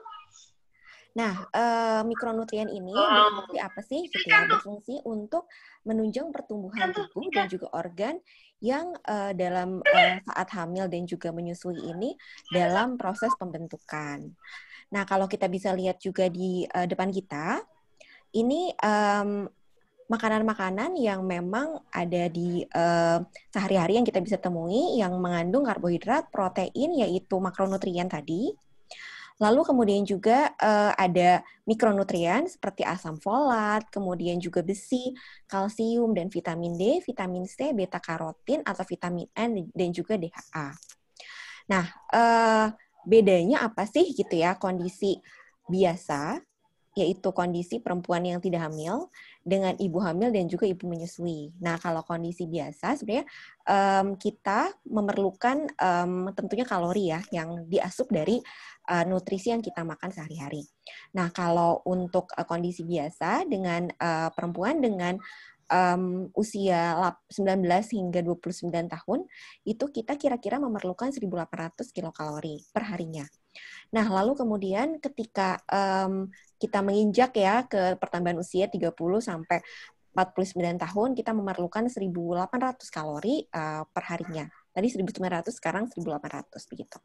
Nah, lalu kemudian untuk ibu hamil, jadi tadi kan ada pertanyaan ya bahwa apakah sebenarnya ibu hamil ini sendiri perlu 2 kali lipat ya energinya itu dibandingkan sama ibu yang tidak hamil atau perempuan yang tidak hamil. Nah, itu pun juga pertanyaan saya sebelumnya gitu ya. Apakah kalau misalnya sedang hamil, itu harus 2 kali lipat makannya? Wah, banyak sekali gitu kan ya. Nah, ternyata setelah saya baca juga dan juga di beberapa penelitian menyebutkan bahwa ternyata ibu hamil itu bukan demikian gitu kan kebutuhan energinya. Tapi ibu hamil ini memerlukan energi yang tambahan untuk trimester 1 sekitar 180 kilokalori per hari, dan juga untuk trimester 2 dan 3 bertambah menjadi 300 kilokalori per harinya. Jadi kalau dijumlahkan, kalau dari sebelumnya itu 1.900, kira-kira pertambahannya sampai trimester 3 itu ditambah 300 menjadi sekitar 2.200. Nah, kebutuhannya pun juga sebenarnya yang paling banyak ketika kita hamil adalah untuk kebutuhan protein, kemudian juga lemak, vitamin, dan juga mineral yang memang dibutuhkan pada saat pembentukan organ tubuh ya, organ tubuh di janin. Kemudian juga untuk ibu menyusui sendiri, kebutuhan energinya ini meningkat 500 hingga 600 kilokalori di 1 tahun pertama menyusui. Nah, di mana memerlukan zat gizi yang ini khususnya untuk yang makro dan juga mikro. Kalau makro dan juga mikro sebenarnya bisa didapatkan dari makanan yang kita konsumsi sehari-hari. Namun mungkin untuk apabila misalnya ibu menyusui tersebut kekurangan dari makanan yang memang dikonsumsi sehari-hari, itu bisa ditambahkan suplemen. Tentunya dengan resep dokter ya, dengan konsultasi terlebih dahulu dengan dokter. Nah, kemudian kalau untuk makanan yang memang kita bisa temui sehari-hari terkait dengan karbohidrat, kita memang banyak sekali kalau orang Indonesia kan memang makanan utamanya ini atau misalnya karbohidratnya ya itu nasi ya. Jadi kalau misalnya ngomongin karbohidrat pasti yang terngiang di pikiran kita adalah nasi gitu ya. Betul sekali, nasi adalah salah satu karbohidrat. Tadi di kuis pun juga disebutkan apalagi ya gitu ya yang memang termasuk dengan karbohidrat itu ada singkong. Betul sekali, singkong itu adalah karbohidrat. Jadi bukan berarti apabila kita sudah makan singkong kita belum makan, itu bukan.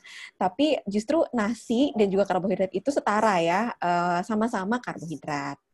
Lalu kemudian juga untuk protein. Nah, untuk protein sendiri kita tahu protein sendiri banyak sekali yang memang kita bisa dapatkan di dalam keseharian kita. Bisa kita dapatkan dari daging-dagingan, kemudian juga dari ayam, telur, susu, itu termasuk juga di protein. Dan protein pun juga ada yang nabati juga.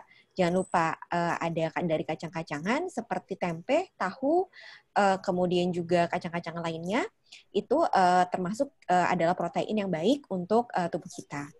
Lalu kemudian untuk mikronutrien, yaitu asam folat, dan juga zat besi, serta juga kalsium dan juga beberapa vitamin lainnya, itu bisa kita dapatkan dari sayuran dan juga buah-buahan. Kalau asam folat, ini kita bisa dapatkan dari sayuran-sayuran yang hijau, seperti sawi, kemudian juga kacang-kacangan, kemudian juga jeruk, kemudian juga ada bayam, kemudian juga ada sayuran kale atau kale, itu mengandung asam folat juga.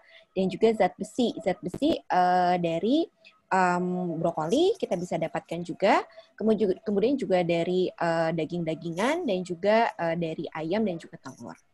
Serta kalsium serta vitamin D bisa kita dapatkan juga dari susu, produk-produk dairy ya, susu, telur. Tapi kalau misalnya ternyata kita punya alergi, nanti mungkin kita bisa bahas lebih jauh tentang alergi, itu bisa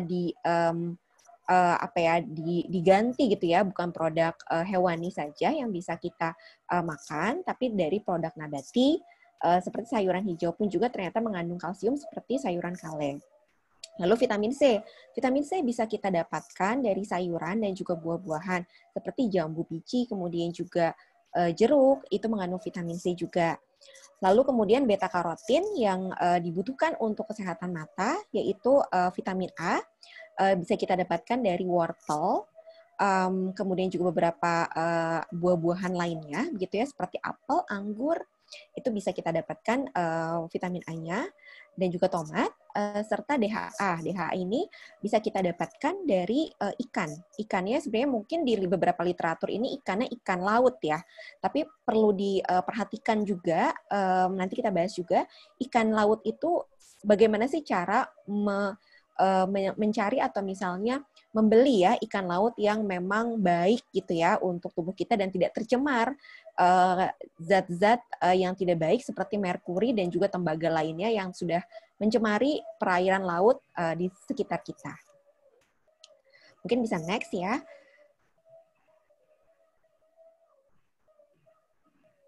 Oke, next Karima. Oke ya. Jadi ini adalah perhitungan gizi untuk mencukupi kebutuhan ibu hamil ya di trimester 1, 2, dan juga 3. Jadi Karima kalau misalnya kita lihat ya di tabel di depan kita, jadi kita ini sendiri di trimester 1 kan penambahan kalorinya 180 kilokalori. Dan ini setara dengan apa sih gitu ya? Nah, setara dengan biskuit 1 buah yang besar, telur ayam rebus, dan juga susu sapi segar. Nah, namun demikian yang perlu diperhatikan untuk makanan-makanan yang memang instan ya, atau misalnya makanan kemasan, itu adalah bagian ingredients atau komposisinya. Jangan sampai kita makan biskuit yang memang lebih banyak kandungan gulanya dibandingkan sama kandungan zat-zat baik seperti protein dan juga lemak yang memang dibutuhkan oleh tubuh. Lalu kemudian untuk trimester 2 dan juga 3, energinya bertambah ya menjadi 300 kilokalori. Setara dengan apa? Setara dengan 1 mangkuk kacang hijau. Jadi bubur kacang hijau atau telur ayam rebus. Nah, kalau di tabel selanjutnya di sebelah kanan, itu adalah porsi per hari. Jadi kalau hitungannya adalah kita makan 3 kali sehari dengan 2 kali snacks atau selingan, makanan selingan. Nah, ini bisa kita konversi sendiri secara garis besar seperti itu yang memang kita bisa lakukan di rumah kita masing-masing. Oke. Gitu Karima. Nah, kemudian ini saya dapatkan juga dari satu literatur mengenai isi piringku, tapi untuk ibu hamil dan juga menyusui. Jadi sebenarnya isi piringku ini sama saja ya yang memang kita bisa dapatkan dari Kementerian Kesehatan gitu ya Republik Indonesia. Namun demikian apa sih bedanya gitu ya? Bedanya untuk ibu hamil dan juga menyusui kita perlu tambahan protein. Tadi protein dan juga lemak ya yang memang diperlukan untuk pembentukan sel-sel dan juga jaringan pada tubuh sang buah hati janin. Nah, jadi yang ditambah adalah sebenarnya misalnya terkait dengan protein. Nah, protein ini sendiri yang diperlukan adalah tambahan susu misalnya atau yogurt. Nah, susu sendiri ini bisa sebenarnya susu nabati maupun susu hewani. Kalau misalnya kita alergi terhadap susu hewani atau susu sapi begitu ya, kita bisa menggantinya ini dengan susu kacang-kacangan, misalnya susu kacang hijau, atau kalau di perkotaan ini sekarang sedang hits juga ya, susu almond gitu ya. Nah itu juga menjadi salah satu pilihan gitu ya untuk pemenuhan gizi ibu hamil dan juga menyusui. Tentunya dengan tanpa gula atau sedikit gula gitu. Kira-kira sih rekomendasinya ini 2-4 sendok makan per hari untuk gula. Nah, lalu kemudian selain itu juga kita perlu juga minum minuman yang minum air putih maksudnya ya, yang lebih banyak. Kalau untuk ibu hamil dan menyusui itu kira-kira tambahannya itu 10-13 gelas per harinya. Seperti itu. Nah, lalu kemudian perlu juga dihindari minuman yang mengandung kafein yang terlalu tinggi seperti kopi, teh, kemudian coklat, kemudian juga alkohol, serta juga hindari merokok. Kenapa? Karena kalau kafein sendiri ini bisa memicu detak jantung lebih sering, kemudian juga meningkatkan resiko tekanan darah, serta juga bisa memicu diuretik atau ingin pipis terus-menerus gitu. Nah, karena takutnya kurang cairan ibunya ini, sehingga kita hindari saja gitu ya untuk mengkonsumsi kafein. Lalu kemudian kita konsumsi juga tambahan-tambahan protein lainnya yang didapat dari telur, ayam, kemudian juga misalnya keju, lalu kemudian juga daging-dagingan. Tapi perlu diperhatikan cara memasaknya tidak boleh yang setengah matang. Jadi harus benar-benar matang. Kenapa? Karena kalau makanan yang kurang matang itu masih ada semacam bakteri-bakteri atau kuman yang memang masih terkandung di dalam makanan tersebut, dan itu akan mempengaruhi gizi dari ibu atau kesehatan dari ibu dan juga janin. Nah, kemudian di sela-sela makan kita kan suka makan snack ya atau buah. Nah, snack-snack yang memang lebih sehat adalah snack-snack yang memang langsung didapat atau misalnya langsung kita bisa lihat seperti misalnya kacang-kacangan. Jadi kacang-kacangan itu misalnya kacang yang memang sudah direbus atau kacang yang sudah dipanggang itu bisa kita menjadi cemilan kita, atau buah-buahan kering atau buah-buahan yang masih segar. Itu bisa menjadi snack-snack kita.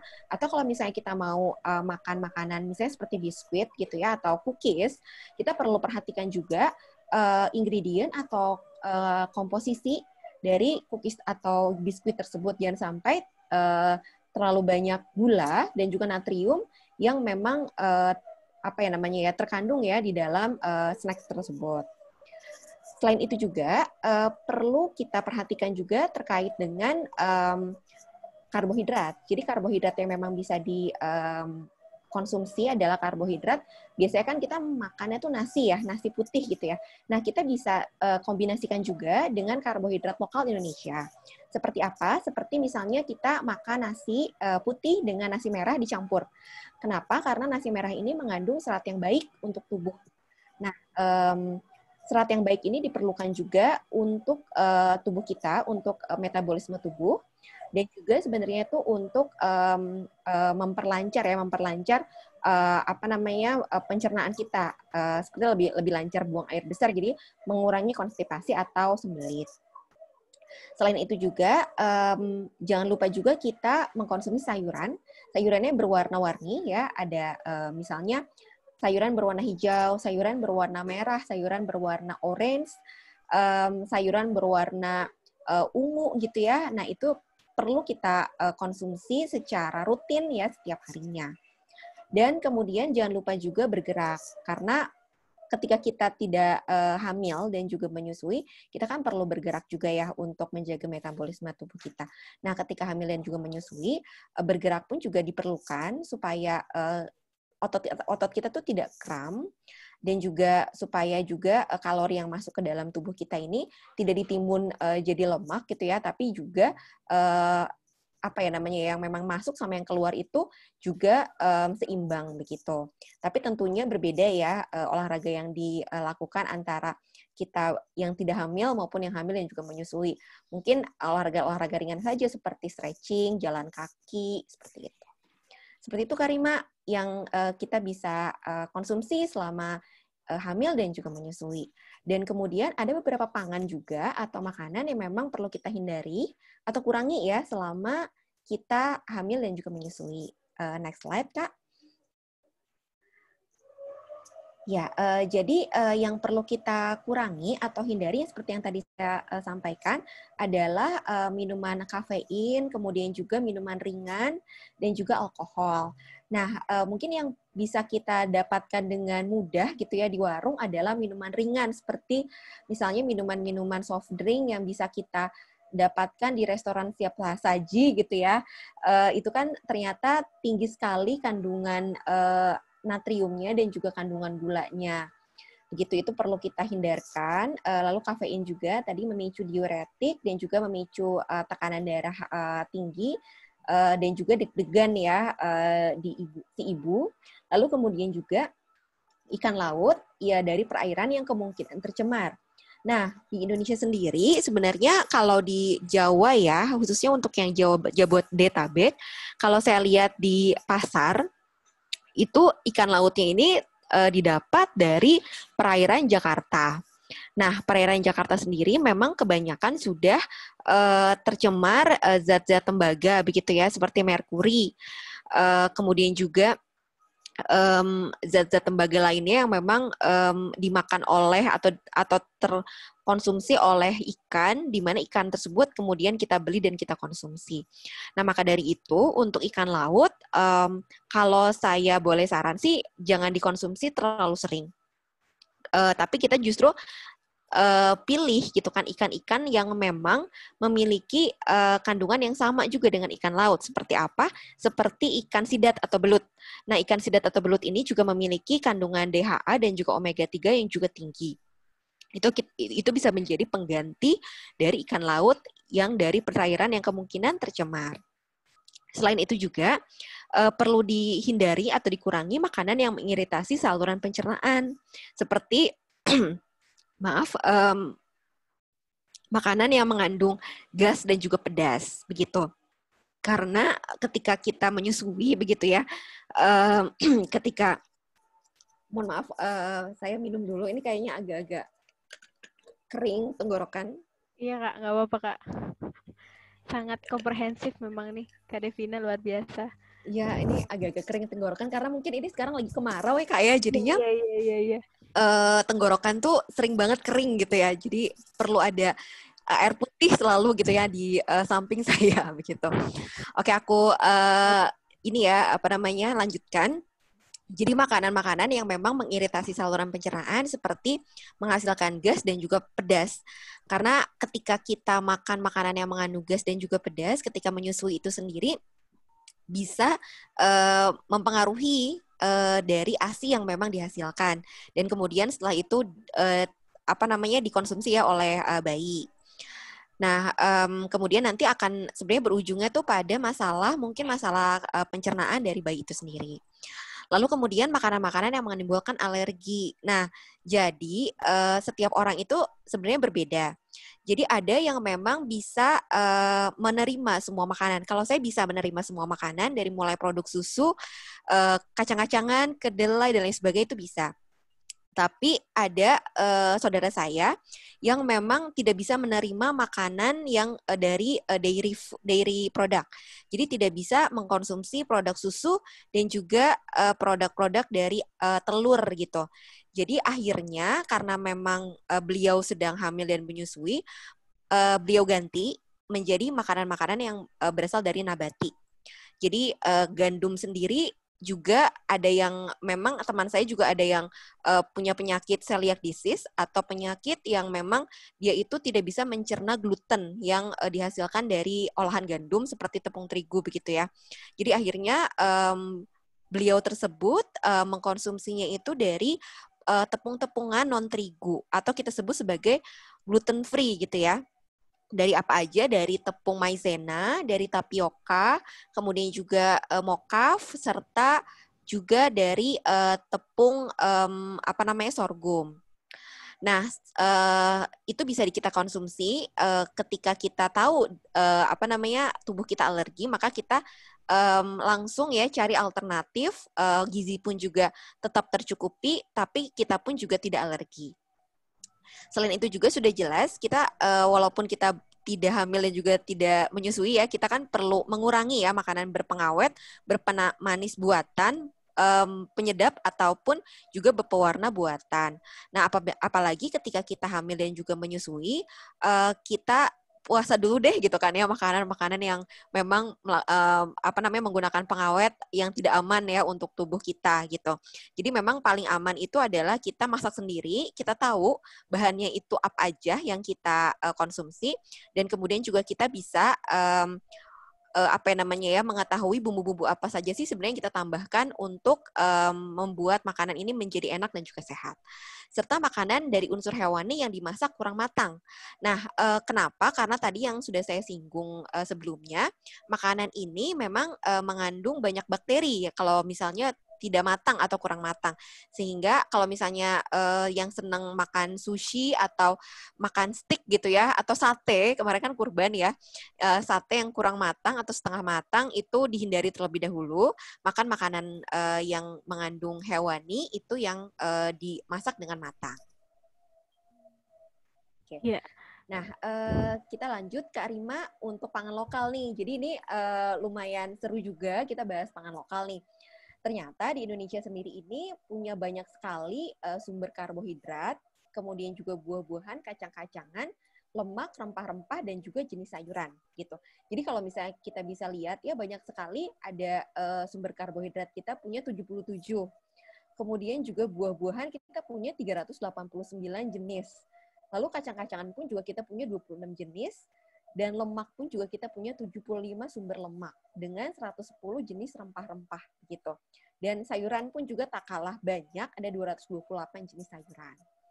Nah, itu memang jadi keanekaragaman pangan ya, Karimaya, yang memang kita butuhkan nih di Indonesia. Dan sekarang ini kan memang kita sedang dalam masa pandemi ya, di mana kita sulit sekali nih mendapatkan makanan-makanan atau misalnya pergi-pergi terlalu jauh gitu kan ya untuk mendapatkan makanan. Misalnya kita pergi ke supermarket itu dibatasin, dan kemudian juga kita agak serem ya, atau misalnya agak takut juga dan juga khawatir kalau kita berkerumun gitu ya di tempat yang memang banyak orang seperti pasar atau misalnya supermarket gitu. Nah, pangan-pangan lokal ini sendiri sebenarnya bisa kita tanam Kak di rumah kita, di pekarangan rumah kita. Apabila misalnya kita memiliki pekarangan yang sempit gitu kan, kita bisa menanamnya itu di pot, khususnya sih sebenarnya untuk sayuran. Jadi misalnya kangkung, bayam, terus kemudian juga kale gitu ya, atau kale, itu bisa kita tanam sendiri di rumah. Begitu. Wah, menarik banget ya Kak Devina, berarti iya. bisa ditanam sendiri, dan memang tadi sudah jelas banget makanan yang boleh dan nggak boleh gitu ya. Jadi sebenarnya semua ada di kehidupan masyarakat kita gitu ya Kak, secara normal. Benar mungkin gitu. Karena kita waktunya terbatas nih Kak Dev, kalau misalkan kita buka sesi tanya jawab gimana nih Kak Dev? Boleh banget. Jadi nanti karena ini sangat aplikatif ya. Benar-benar. Sangat aplikatif ngomongin tentang makanan. Wah, di sini ternyata ada contoh-contohnya ya Kak Dev ya? Iya, jadi itu yang di depan kita ada protein. Jadi itu contoh-contoh protein yang memang kita bisa temui di keseharian kita gitu ya. Jadi tukang sayur yang lewat atau misalnya di pasar atau di supermarket, kita bisa menemukan banyak sekali ragam protein. Jadi seperti yang tadi udah disampaikan, kalau kita ada alergi nih Kak, gitu ya, alerginya itu alergi hewani, kita bisa ganti. Jadi jangan takut, jangan sedih gitu ya. Masih banyak sekali gitu kan ya ragam makanan yang bisa kita makan, tentunya dengan nutrisi yang memang bisa terjaga juga untuk kita, ibu, dan juga untuk janin serta juga untuk bayi. Iya, betul banget nih Kak Devina, makasih banyak. Materinya sangat menarik dan aplikatif ya. Iya. Terima kasih juga, kita Kak. bisa buka pertanyaan dulu nih, Kak Dev dan Dr. Lily. Monggo untuk teman-teman peserta yang ingin bertanya boleh langsung open mic aja, atau bisa raise hand, atau bisa lewat chat juga boleh. Atau kita bacain dulu ya, Kak, pertanyaan yang udah masuk di form pendaftaran gitu ya. Kemarin sempat kita bagikan. Jadi, oke, nih. Pertanyaannya mungkin pertama buat Dokter Lili. Ada yang nanya dari, namanya menyusul. Nah, pertanyaannya gini, Dok. Bagaimana sih optimalisasi masa golden age? Nah, itu deh. Ya. Mengoptimalisasinya bagaimana? Tadi balik lagi ke yang 4 pilar itu ya Kak ya. Jadi untuk 1000 pertama hari kehidupan, untuk ibu-ibu semua, teman-teman, jangan lupa ada 4 hal yang perlu kita perhatikan dalam periode emas ini. Yang pertama, nutrisi tadi ya, asupan bergizi untuk ibu dan janin selama kehamilan dan juga nantinya setelah menyusui. Kalau untuk ibu tetap dengan makanan bergizinya dan suplemennya, untuk anak 6 bulan pertama dengan ASI eksklusif bila memungkinkan, dan di atas 6 bulan dengan MPASI. Kemudian yang kedua tadi stimulasi ya, bisa pujian, kasih sayang, dan lain-lainnya ya yang bersifat tadi seperti Karima bilang afirmasi positif ya. Kemudian yang ketiga tadi proteksi ya, termasuk imunisasi, PHBS, perilaku hidup bersih dan sehat, dan juga tentang perlindungan anak. Dan yang terakhir yang tidak kalah penting juga tadi ini ya, evaluasi. Jadi untuk tumbuh kembang si anak tersebut dari 1000 pertama hari kehidupan, baik selama masa kandungan dan juga setelah dilahirkan, itu perlu dievaluasi tumbuh kembangnya dengan kontrol ke tenaga kesehatan yang bersangkutannya, dokter spesialis obgyn atau dokter spesialis anaknya. Oke. Berarti tadi sudah diringkas ya dok ya. Sebenarnya tadi udah dibahas sebelumnya itu ada 4 poin penting yang mesti diperhatikan. Terima kasih Dokter Lili. Nah selanjutnya nih buat Kak Devina dari Ajeng. Dari Ajeng nih Kak pertanyaannya. Gimana cara pemenuhan gizi untuk ibu hamil yang ngidam? Waduh, menarik nih. Ngidam nih Kak. Dan ini satu lagi Kak pertanyaannya, kasih contoh pengolahan makanan yang bisa diadaptasi di rumah. Silakan Kak Devina. Oke, terima kasih pertanyaannya dari Kak Ajeng ya. Ya, betul. Oke. Kalau ngidam sebenarnya mungkin lebih banyak faktor psikologi ya kalau ngidam ini ya. Jadi kan kayak mungkin kalau nggak hamil nih kalau aku menganalogikannya kalau misalnya lagi nggak hamil juga, kalau misalnya lagi pusing banget kerjaan gitu ya, terus pengen banget sih makan bakso gitu kan. Nah, jadi tapi ternyata itu adalah, kalau aku baca adalah faktor psikologis ya, lebih banyak faktor psikologisnya. Nah, kalau pemenuhan gizi tentunya tadi ya kita tentu punya panduannya seperti namanya isi piringku. Nah, sebenarnya tuh Kak Ajeng bisa melihat dari isi piringku tersebut. Jadi sebenarnya proporsi dari setiap harinya, apakah kalorinya sudah tercukupi dengan ragam keanekaragaman pangan yang memang sudah memenuhi atau belum. Jadi misalnya, pengen banget sih makan, misalnya pengen makan mungkin bakso ya, pengen makan bakso urat nih gitu kan, atau pengen banget makan sate kambing gitu ya. Nah, kalau bakso urat dan juga sate kambing itu kan sebenarnya juga mengandung gizi juga sebenarnya di dalamnya, tapi memang yang perlu kita perhatikan adalah kita mungkin komposisi dari bakso tersebut. Jadi jangan sampai terlalu banyak MSG atau monosodium glutamat ya, yang memang banyak sekali kita temui di bakso-bakso yang dijual di pasaran. Terus kemudian juga kalau bakso sendiri yang saya tahu gitu ya, karena punya temen juga tukang bakso gitu ya, jadi suka ditambahkan juga beberapa pengenyal. Jadi ada 4P itu ya, yang ada pengawet, penyedap, pemanis, dan juga pewarna buatan. Nah itu tuh di dalamnya itu ada pengenyal. Kalau bakso ada pengenyalnya, kemudian juga ada perenyahnya gitu. Jadi banyak sekali hal-hal yang memang ditambahkan di dalam bakso tersebut. Nah sebenarnya bukan yang nggak boleh, boleh aja, tapi sedikit gitu kan porsinya. Jadi tentunya Kak Ajeng ketika hamil perlu mencukupi dulu zat gizi yang memang diperlukan oleh ibu dan juga janin. Jadi isi piringku itu harus dipenuhi dulu. Banyak sayur juga dan juga banyak buah begitu ya. Dan juga banyak protein. Setelah itu bisa makan tapi mungkin sedikit aja. Jadi lebih ke pemenuhan efek psikologis ada yang ada di dalam diri ibu tersebut gitu. Jadi jangan sampai makan siang diganti mie ayam bakso aja deh gitu kan yang memang ada di warung depan rumah gitu kan. Kalau misalnya kita tahu ingredient atau komposisinya itu baik untuk tubuh kita, sebenarnya nggak masalah. Tapi kalau misalnya ternyata banyak 4P yang terkandung di dalamnya, mending sebenarnya bikin sendiri. Nah, mungkin bisa share screen ya Karima ya, olahan pangan yang memang bisa kita lakukan atau kita bisa aplikasikan di rumah. Di slide yang akhir-akhir, aku sebenarnya mau sharing juga tentang membuat mie ayam pelangi. Jadi kita tahu ya bahwa sebenarnya apa ya namanya jajanan yaitu bakso dan mie ayam itu tidak lekang di makan zaman gitu kan ya. Jadi mau season apapun juga, mau musim apapun juga, mau musim hujan, mau musim panas, itu tuh selalu dicari.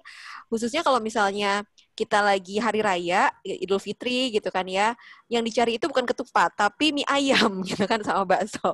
Nah, tapi untuk yang ibu hamil dan menyusui, saya punya satu resep yang memang bisa dicoba di rumah, yaitu namanya mie ayam pelangi. Nah, kenapa pelangi? Karena kita pakai beberapa pewarna alami yang bisa kita dapatkan di alam, seperti kita pakai ubi ungu sama bit merah karena memang mengandung vitamin dan juga mineral, serta juga mengandung beta karotin yang baik untuk kesehatan dan juga baik untuk tubuh gitu ya. Untuk ada vitamin A-nya juga, ada kalsiumnya juga, ada kaliumnya juga yang terkandung di dalamnya begitu. Lalu kemudian juga ditambah juga bisa kita pakai sayuran seperti brokoli kukus, ekstrak air sawi, daun katuk, wortel atau kunyit gitu. Nah, sayuran tersebut juga mengandung vitamin dan juga mineral yang dibutuhkan oleh tubuh. Apalagi sawi dan juga brokoli itu mengandung asam folat yang memang berguna untuk ibu hamil dan juga menyusui, dan juga berguna untuk kita yang memang belum hamil begitu kan ya. Itu pun juga baik sekali mengkonsumsi brokoli dan juga sawi. Serta daun katuk pun juga bagus untuk memperlancar ASI gitu ya. Dan juga wortel mengandung provitamin A yang kemudian nanti ketika dimasak jadi vitamin A yang memang baik untuk kesehatan mata. Seperti itu Karima, ini adalah mie ayam pelangi. Nanti ini mungkin bisa aplikasikan di rumah gitu ya. Memang ini masih pakai tepung terigu, tapi kalau yang memang tidak alergi itu nggak masalah. Tapi kalau misalnya alergi, tepung terigunya itu bisa diganti dengan tepung singkong, tepung sorghum, atau tepung sorghum atau tepung singkong. Seperti itu. Ini nanti resepnya bisa di-share ya Karima ya ke peserta. Ya, terima kasih banyak nih Kak Devina, sangat menarik ya. Nanti bisa di-share materinya dan teman-teman bisa langsung nyoba gitu ya buat mie pelangi. Nah, ini ada pertanyaan nih Kak Devina. Masih lanjut nih, kayaknya menarik tentang tadi ngomongin tentang panen ya, nanam tanaman sayuran di rumah. Nah, dari Kak Pramayanti, Kak, kalau ikan budidaya bagaimana? Apakah aman? Jadi ikannya yang dibudidaya gitu loh, Kak, yang dikonsumsi. Tadi kan ikan laut yang dimention untuk diperhatikan. Kalau ikan budidaya gimana tuh? Oke, terima kasih Kak Damayanti ya. Untuk Pramayanti, ikan, Kak. Ibu apa? Mbak siapa? Pramayanti. Pramayanti, maaf Mbak Pramayanti ya. Oke. Kalau ikan budidaya atau tambak ya, sebenarnya nggak apa-apa dikonsumsi gitu ya, karena memang beda jenis sih. Kalau misalnya ikan tambak ini kan biasanya memang ikan-ikan yang bisa budidayakan dengan perlakuan tertentu gitu kan ya. Seperti misalnya makannya pun juga dijaga, kemudian juga lingkungannya pun juga dijaga dan biasanya tidak tercemar. Seperti misalnya kalau tambak biasanya itu ada ikan yang ditambakin itu ikan ikan air tawar bisa, kayak misalnya ikan mas, ikan nila gitu kan ya, itu bisa banget gitu kan ya. Kemudian juga belut, sidat itu pun juga dibudidayakan, itu bisa banget dimakan. Kemudian juga udang, ada udang faname namanya, itu pun juga dibudidayakan. Itu bisa dikonsumsi sebenarnya gitu kan. Namun demikian memang kita perlu tahu sebenarnya tuh kalau emang mau ideal, kita perlu tahu dari mana gitu, dari mana ikan tersebut didapatkan. Misalnya kalau tambak biasanya lebih aman sih dibandingkan sama ikan laut yang memang kita tidak tahu dari mana asalnya begitu. Karena kita sebenarnya bisa, karena mereka biasanya punya kelompok nelayan ya yang memang atau kelompok penambak gitu yang memang sudah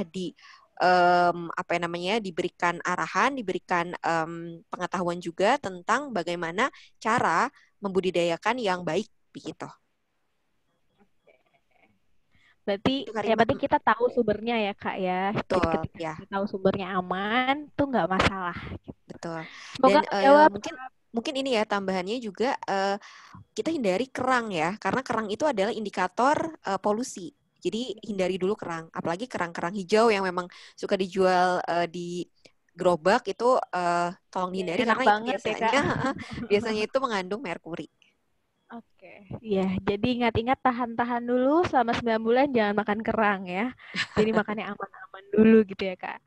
Semoga menjawab Kak Pramayanti dan terima kasih Kak Devina. Mungkin kita buka satu kesempatan ya Kak untuk teman-teman peserta di sini bisa bertanya langsung nih. Boleh open mic atau open videonya, nanya atau sharing sesuatu nih boleh. Apapun itu. Sebelum kita mengakhiri sesi diskusi kita, karena sebenarnya kita udah lewat 10 menit, tapi saya izin nambah 5 menit mungkin ya untuk kesempatan terakhir teman-teman bertanya. Boleh? Silakan. Kalau belum ada, saya bacain lagi nih Kak pertanyaan yang udah masuk kemarin di form pendaftaran. Jadi lumayan banyak dan sebenarnya pertanyaannya sudah ada beberapa yang sudah dijawab ya Kak di materi gitu. Nah, mungkin ini buat Dr. Lili nih dari Kak Nursifa Yuning Tias.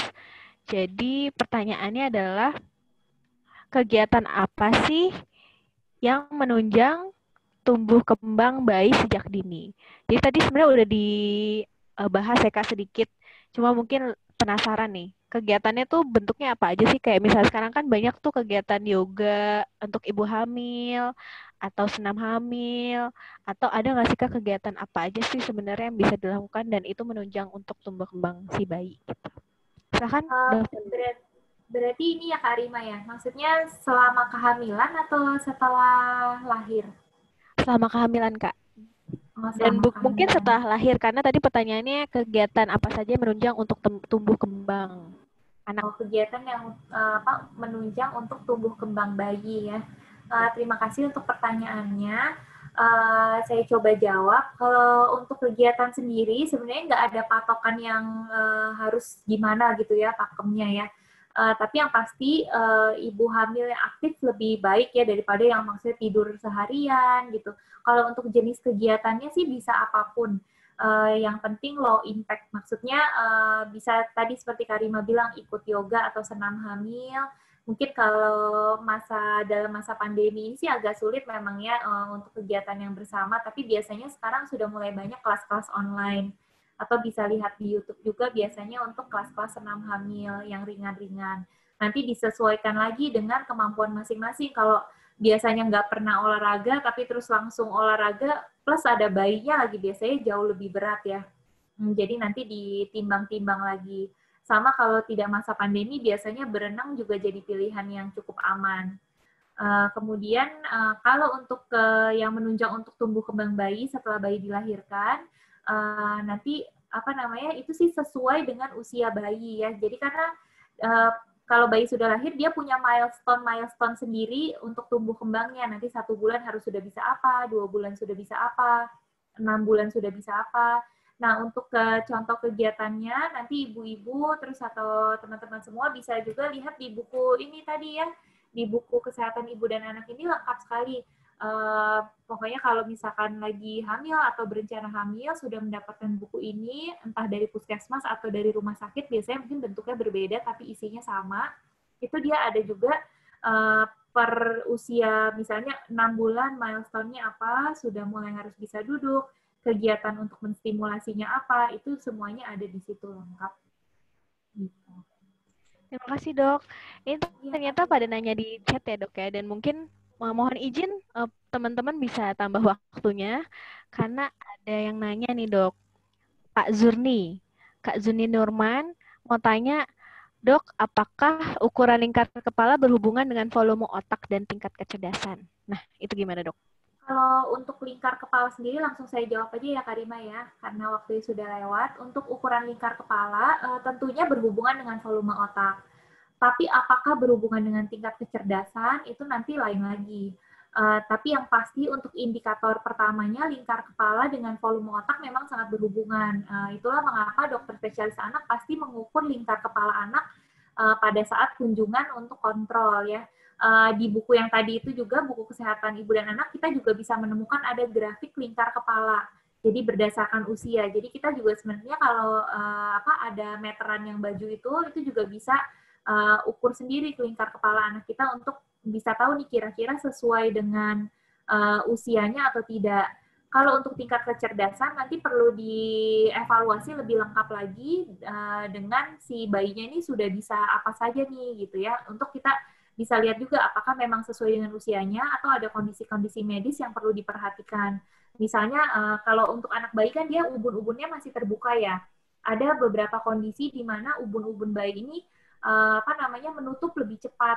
Nah, itu tentunya mempengaruhi perkembangan otak si anak. Nah, itu perlu dikonsulkan lebih lanjut ke dokter spesialis anaknya. Gitu, Kak, kira-kira kalau untuk lingkar kepala.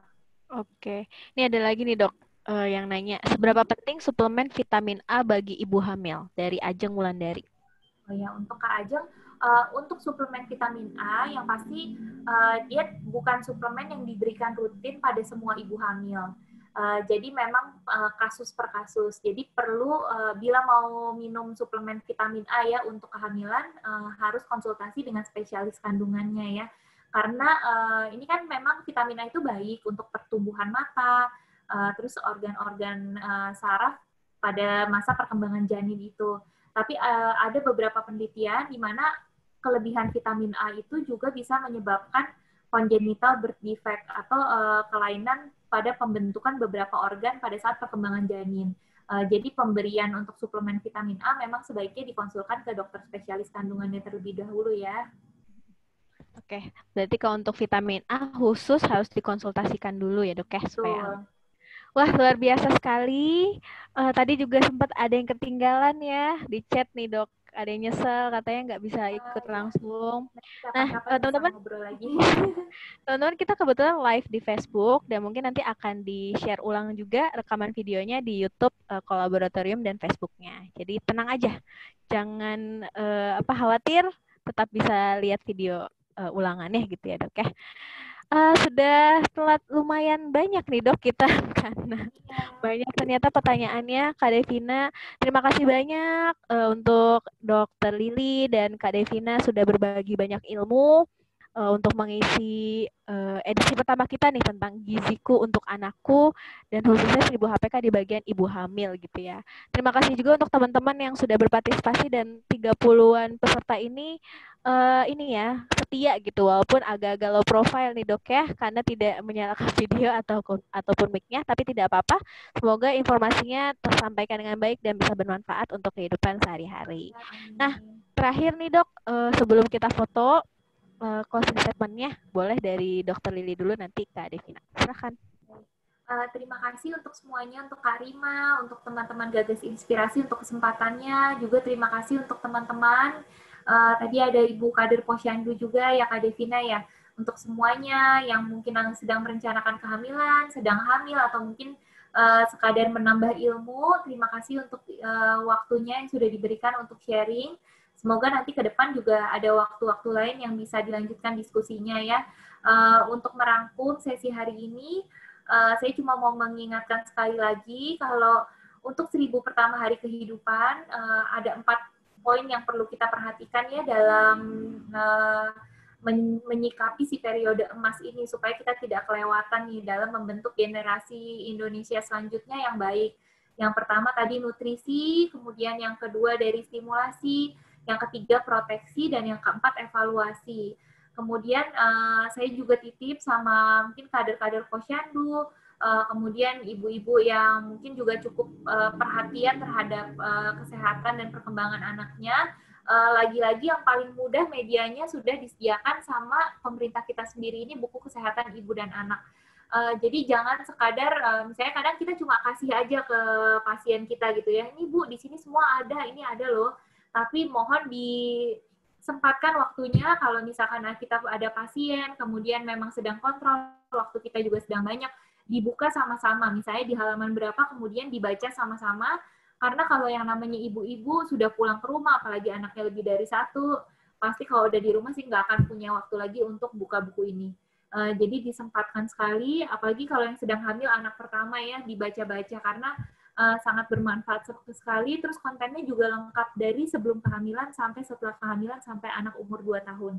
Ada juga untuk grafik tumbuh kembang anak-anaknya. Nanti semakin dikenali, semakin kita menyadari pentingnya 1000 HPK, kita juga bisa berbagi. Jadi yang penting kita sudah tahu ini penting, kita juga berbagi ke teman-teman kita, karena nanti efeknya kan akan jangka panjang untuk generasi Indonesia yang lebih baik ke depannya. Terima kasih untuk kesempatannya, Karina dan semuanya. Ya, sama-sama Dr. Lili, luar biasa. Silakan Kak Devina nih, closing statement. Ya, terima kasih juga Karima atas kesempatannya untuk bisa sharing-sharing kepada teman-teman, kepada ibu-ibu, calon ibu, kepada kader-kader Posyandu, dimanapun teman-teman berada, begitu. Kalau dari saya, kita semua individu maksudnya memerlukan gizi seimbang begitu ya. Jadi kita perlu memerhatikan nutrisi yang memang kita asup ke dalam tubuh kita, baik itu yang memang hubungannya sama karbohidrat, kemudian juga protein, lemak, vitamin dan juga mineral.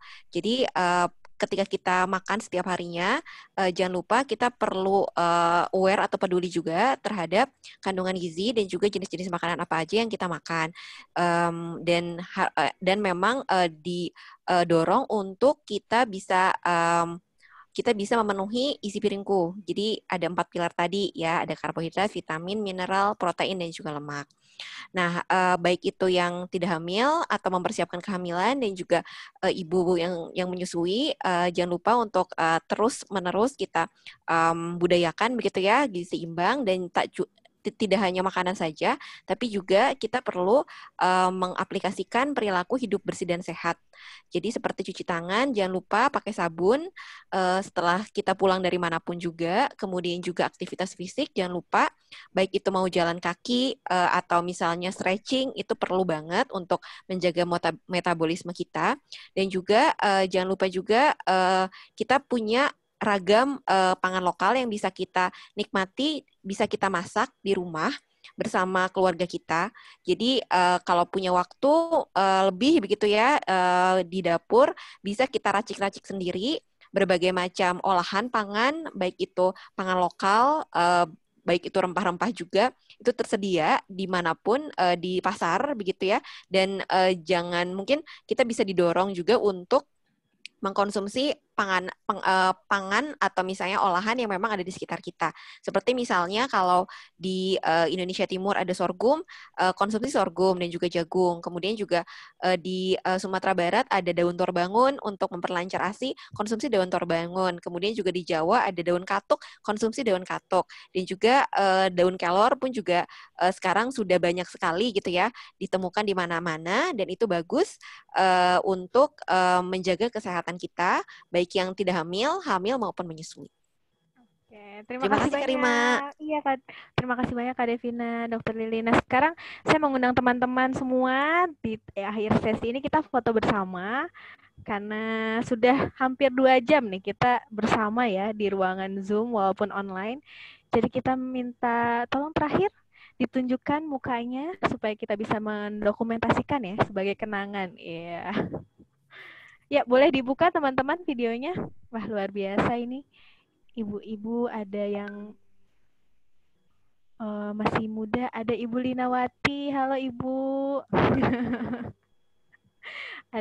ada Mbak Hairunisa, ada Bu Zurni, Bu Nia. Wah, luar biasa. Boleh kita foto, boleh dibantu Kak Uma untuk set. Oke. 1, 2, 3, senyum. Ya, karena ini ada 2, saya slide dulu ya, tapi tetap dengan senyum ya, yang manis. Karena saya tidak tahu ada di slide mana. Oke, 1 kali lagi. 1, 2, 3.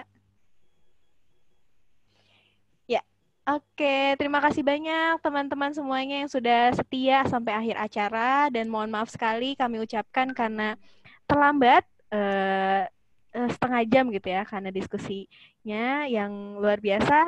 Dan terakhir saya ingin share kegiatan kita selanjutnya. Jadi ini adalah edisi pertama. Kita punya edisi selanjutnya. Itu di rangkaian 1000 HPK kita punya edisi di minggu ke depan, ada di Rabu juga, Rabu jam 10. Di situ kita akan bahas tentang ASI. Jadi setelah lahir ASI nggak keluar, kira-kira kenapa ya? Nanti pembicaranya juga mungkin beda kali ya, kalau biasa kita bahas dari sisi gizi, ini kita bahas dari sisi psikologi. Nah, itu menarik. Dan yang selanjutnya nanti di tanggal 19 Agustus ada tentang investasi 24 bulan untuk masa-masa anak. Jadi kalau tadi hamil yang dibahas, ini tentang anaknya nih setelah lahir. Jadi tentang ASI eksklusif dan MPASI. Nanti ada juga dosen yang akan ngobrol lebih jauh dan membagi ilmunya gitu ya. Nah, selain itu kita juga punya permainan nih yang bisa diikutkan untuk teman-teman. Ada 1000 HPK Bingo. Jadi ini mana yang wajib dilakukan seorang ibu. Nanti bisa di checklist aja kira-kira yang tadi sudah disampaikan sama Dr. Lili sama Kak Devina itu apa aja sih, dan di tag di Instagram atau di Facebooknya @kolaboratorium. Nanti bisa dapatkan hadiah kalau misalkan beruntung. Dan hadiahnya juga lumayan nih. Lumayan buat beli pulsa atau buat beli GoFood, Gojek lumayan. Ya, sekian yang dapat kami sampaikan. Untuk link evaluasinya nanti akan dikirimkan di email. Dan nanti setelah mengisi link evaluasi, materinya dan rekaman audionya mungkin akan dikirimkan. Ya, kita tunggu di episode selanjutnya. Jangan lupa daftar lagi di kelas selanjutnya tentang ASI di Rabu depan. Terima kasih banyak Dr. Lili, Kak Devina, teman-teman semuanya. Sampai jumpa di lain kesempatan. Terima kasih. Selamat siang. Assalamualaikum warahmatullahi wabarakatuh. Waalaikumsalam.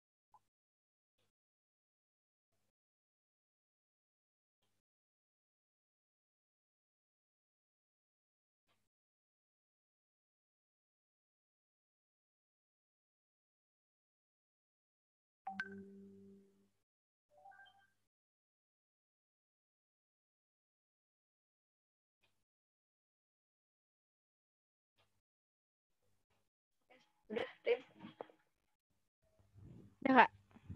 Ya, alhamdulillah. Udah ya? Berarti Kak evaluasi ya. Aku tulis dulu. Silakan Kak yang sudah baik. Dari yang sudah baik dulu deh. Oh, ini kita Soalnya langsung tepat ya. waktu. Iya Kak. Buat apa? Masukan buat nanti kelas selanjutnya. Kak recordingnya dimatiin dulu. Oh iya, maaf. Nanti diedit ya.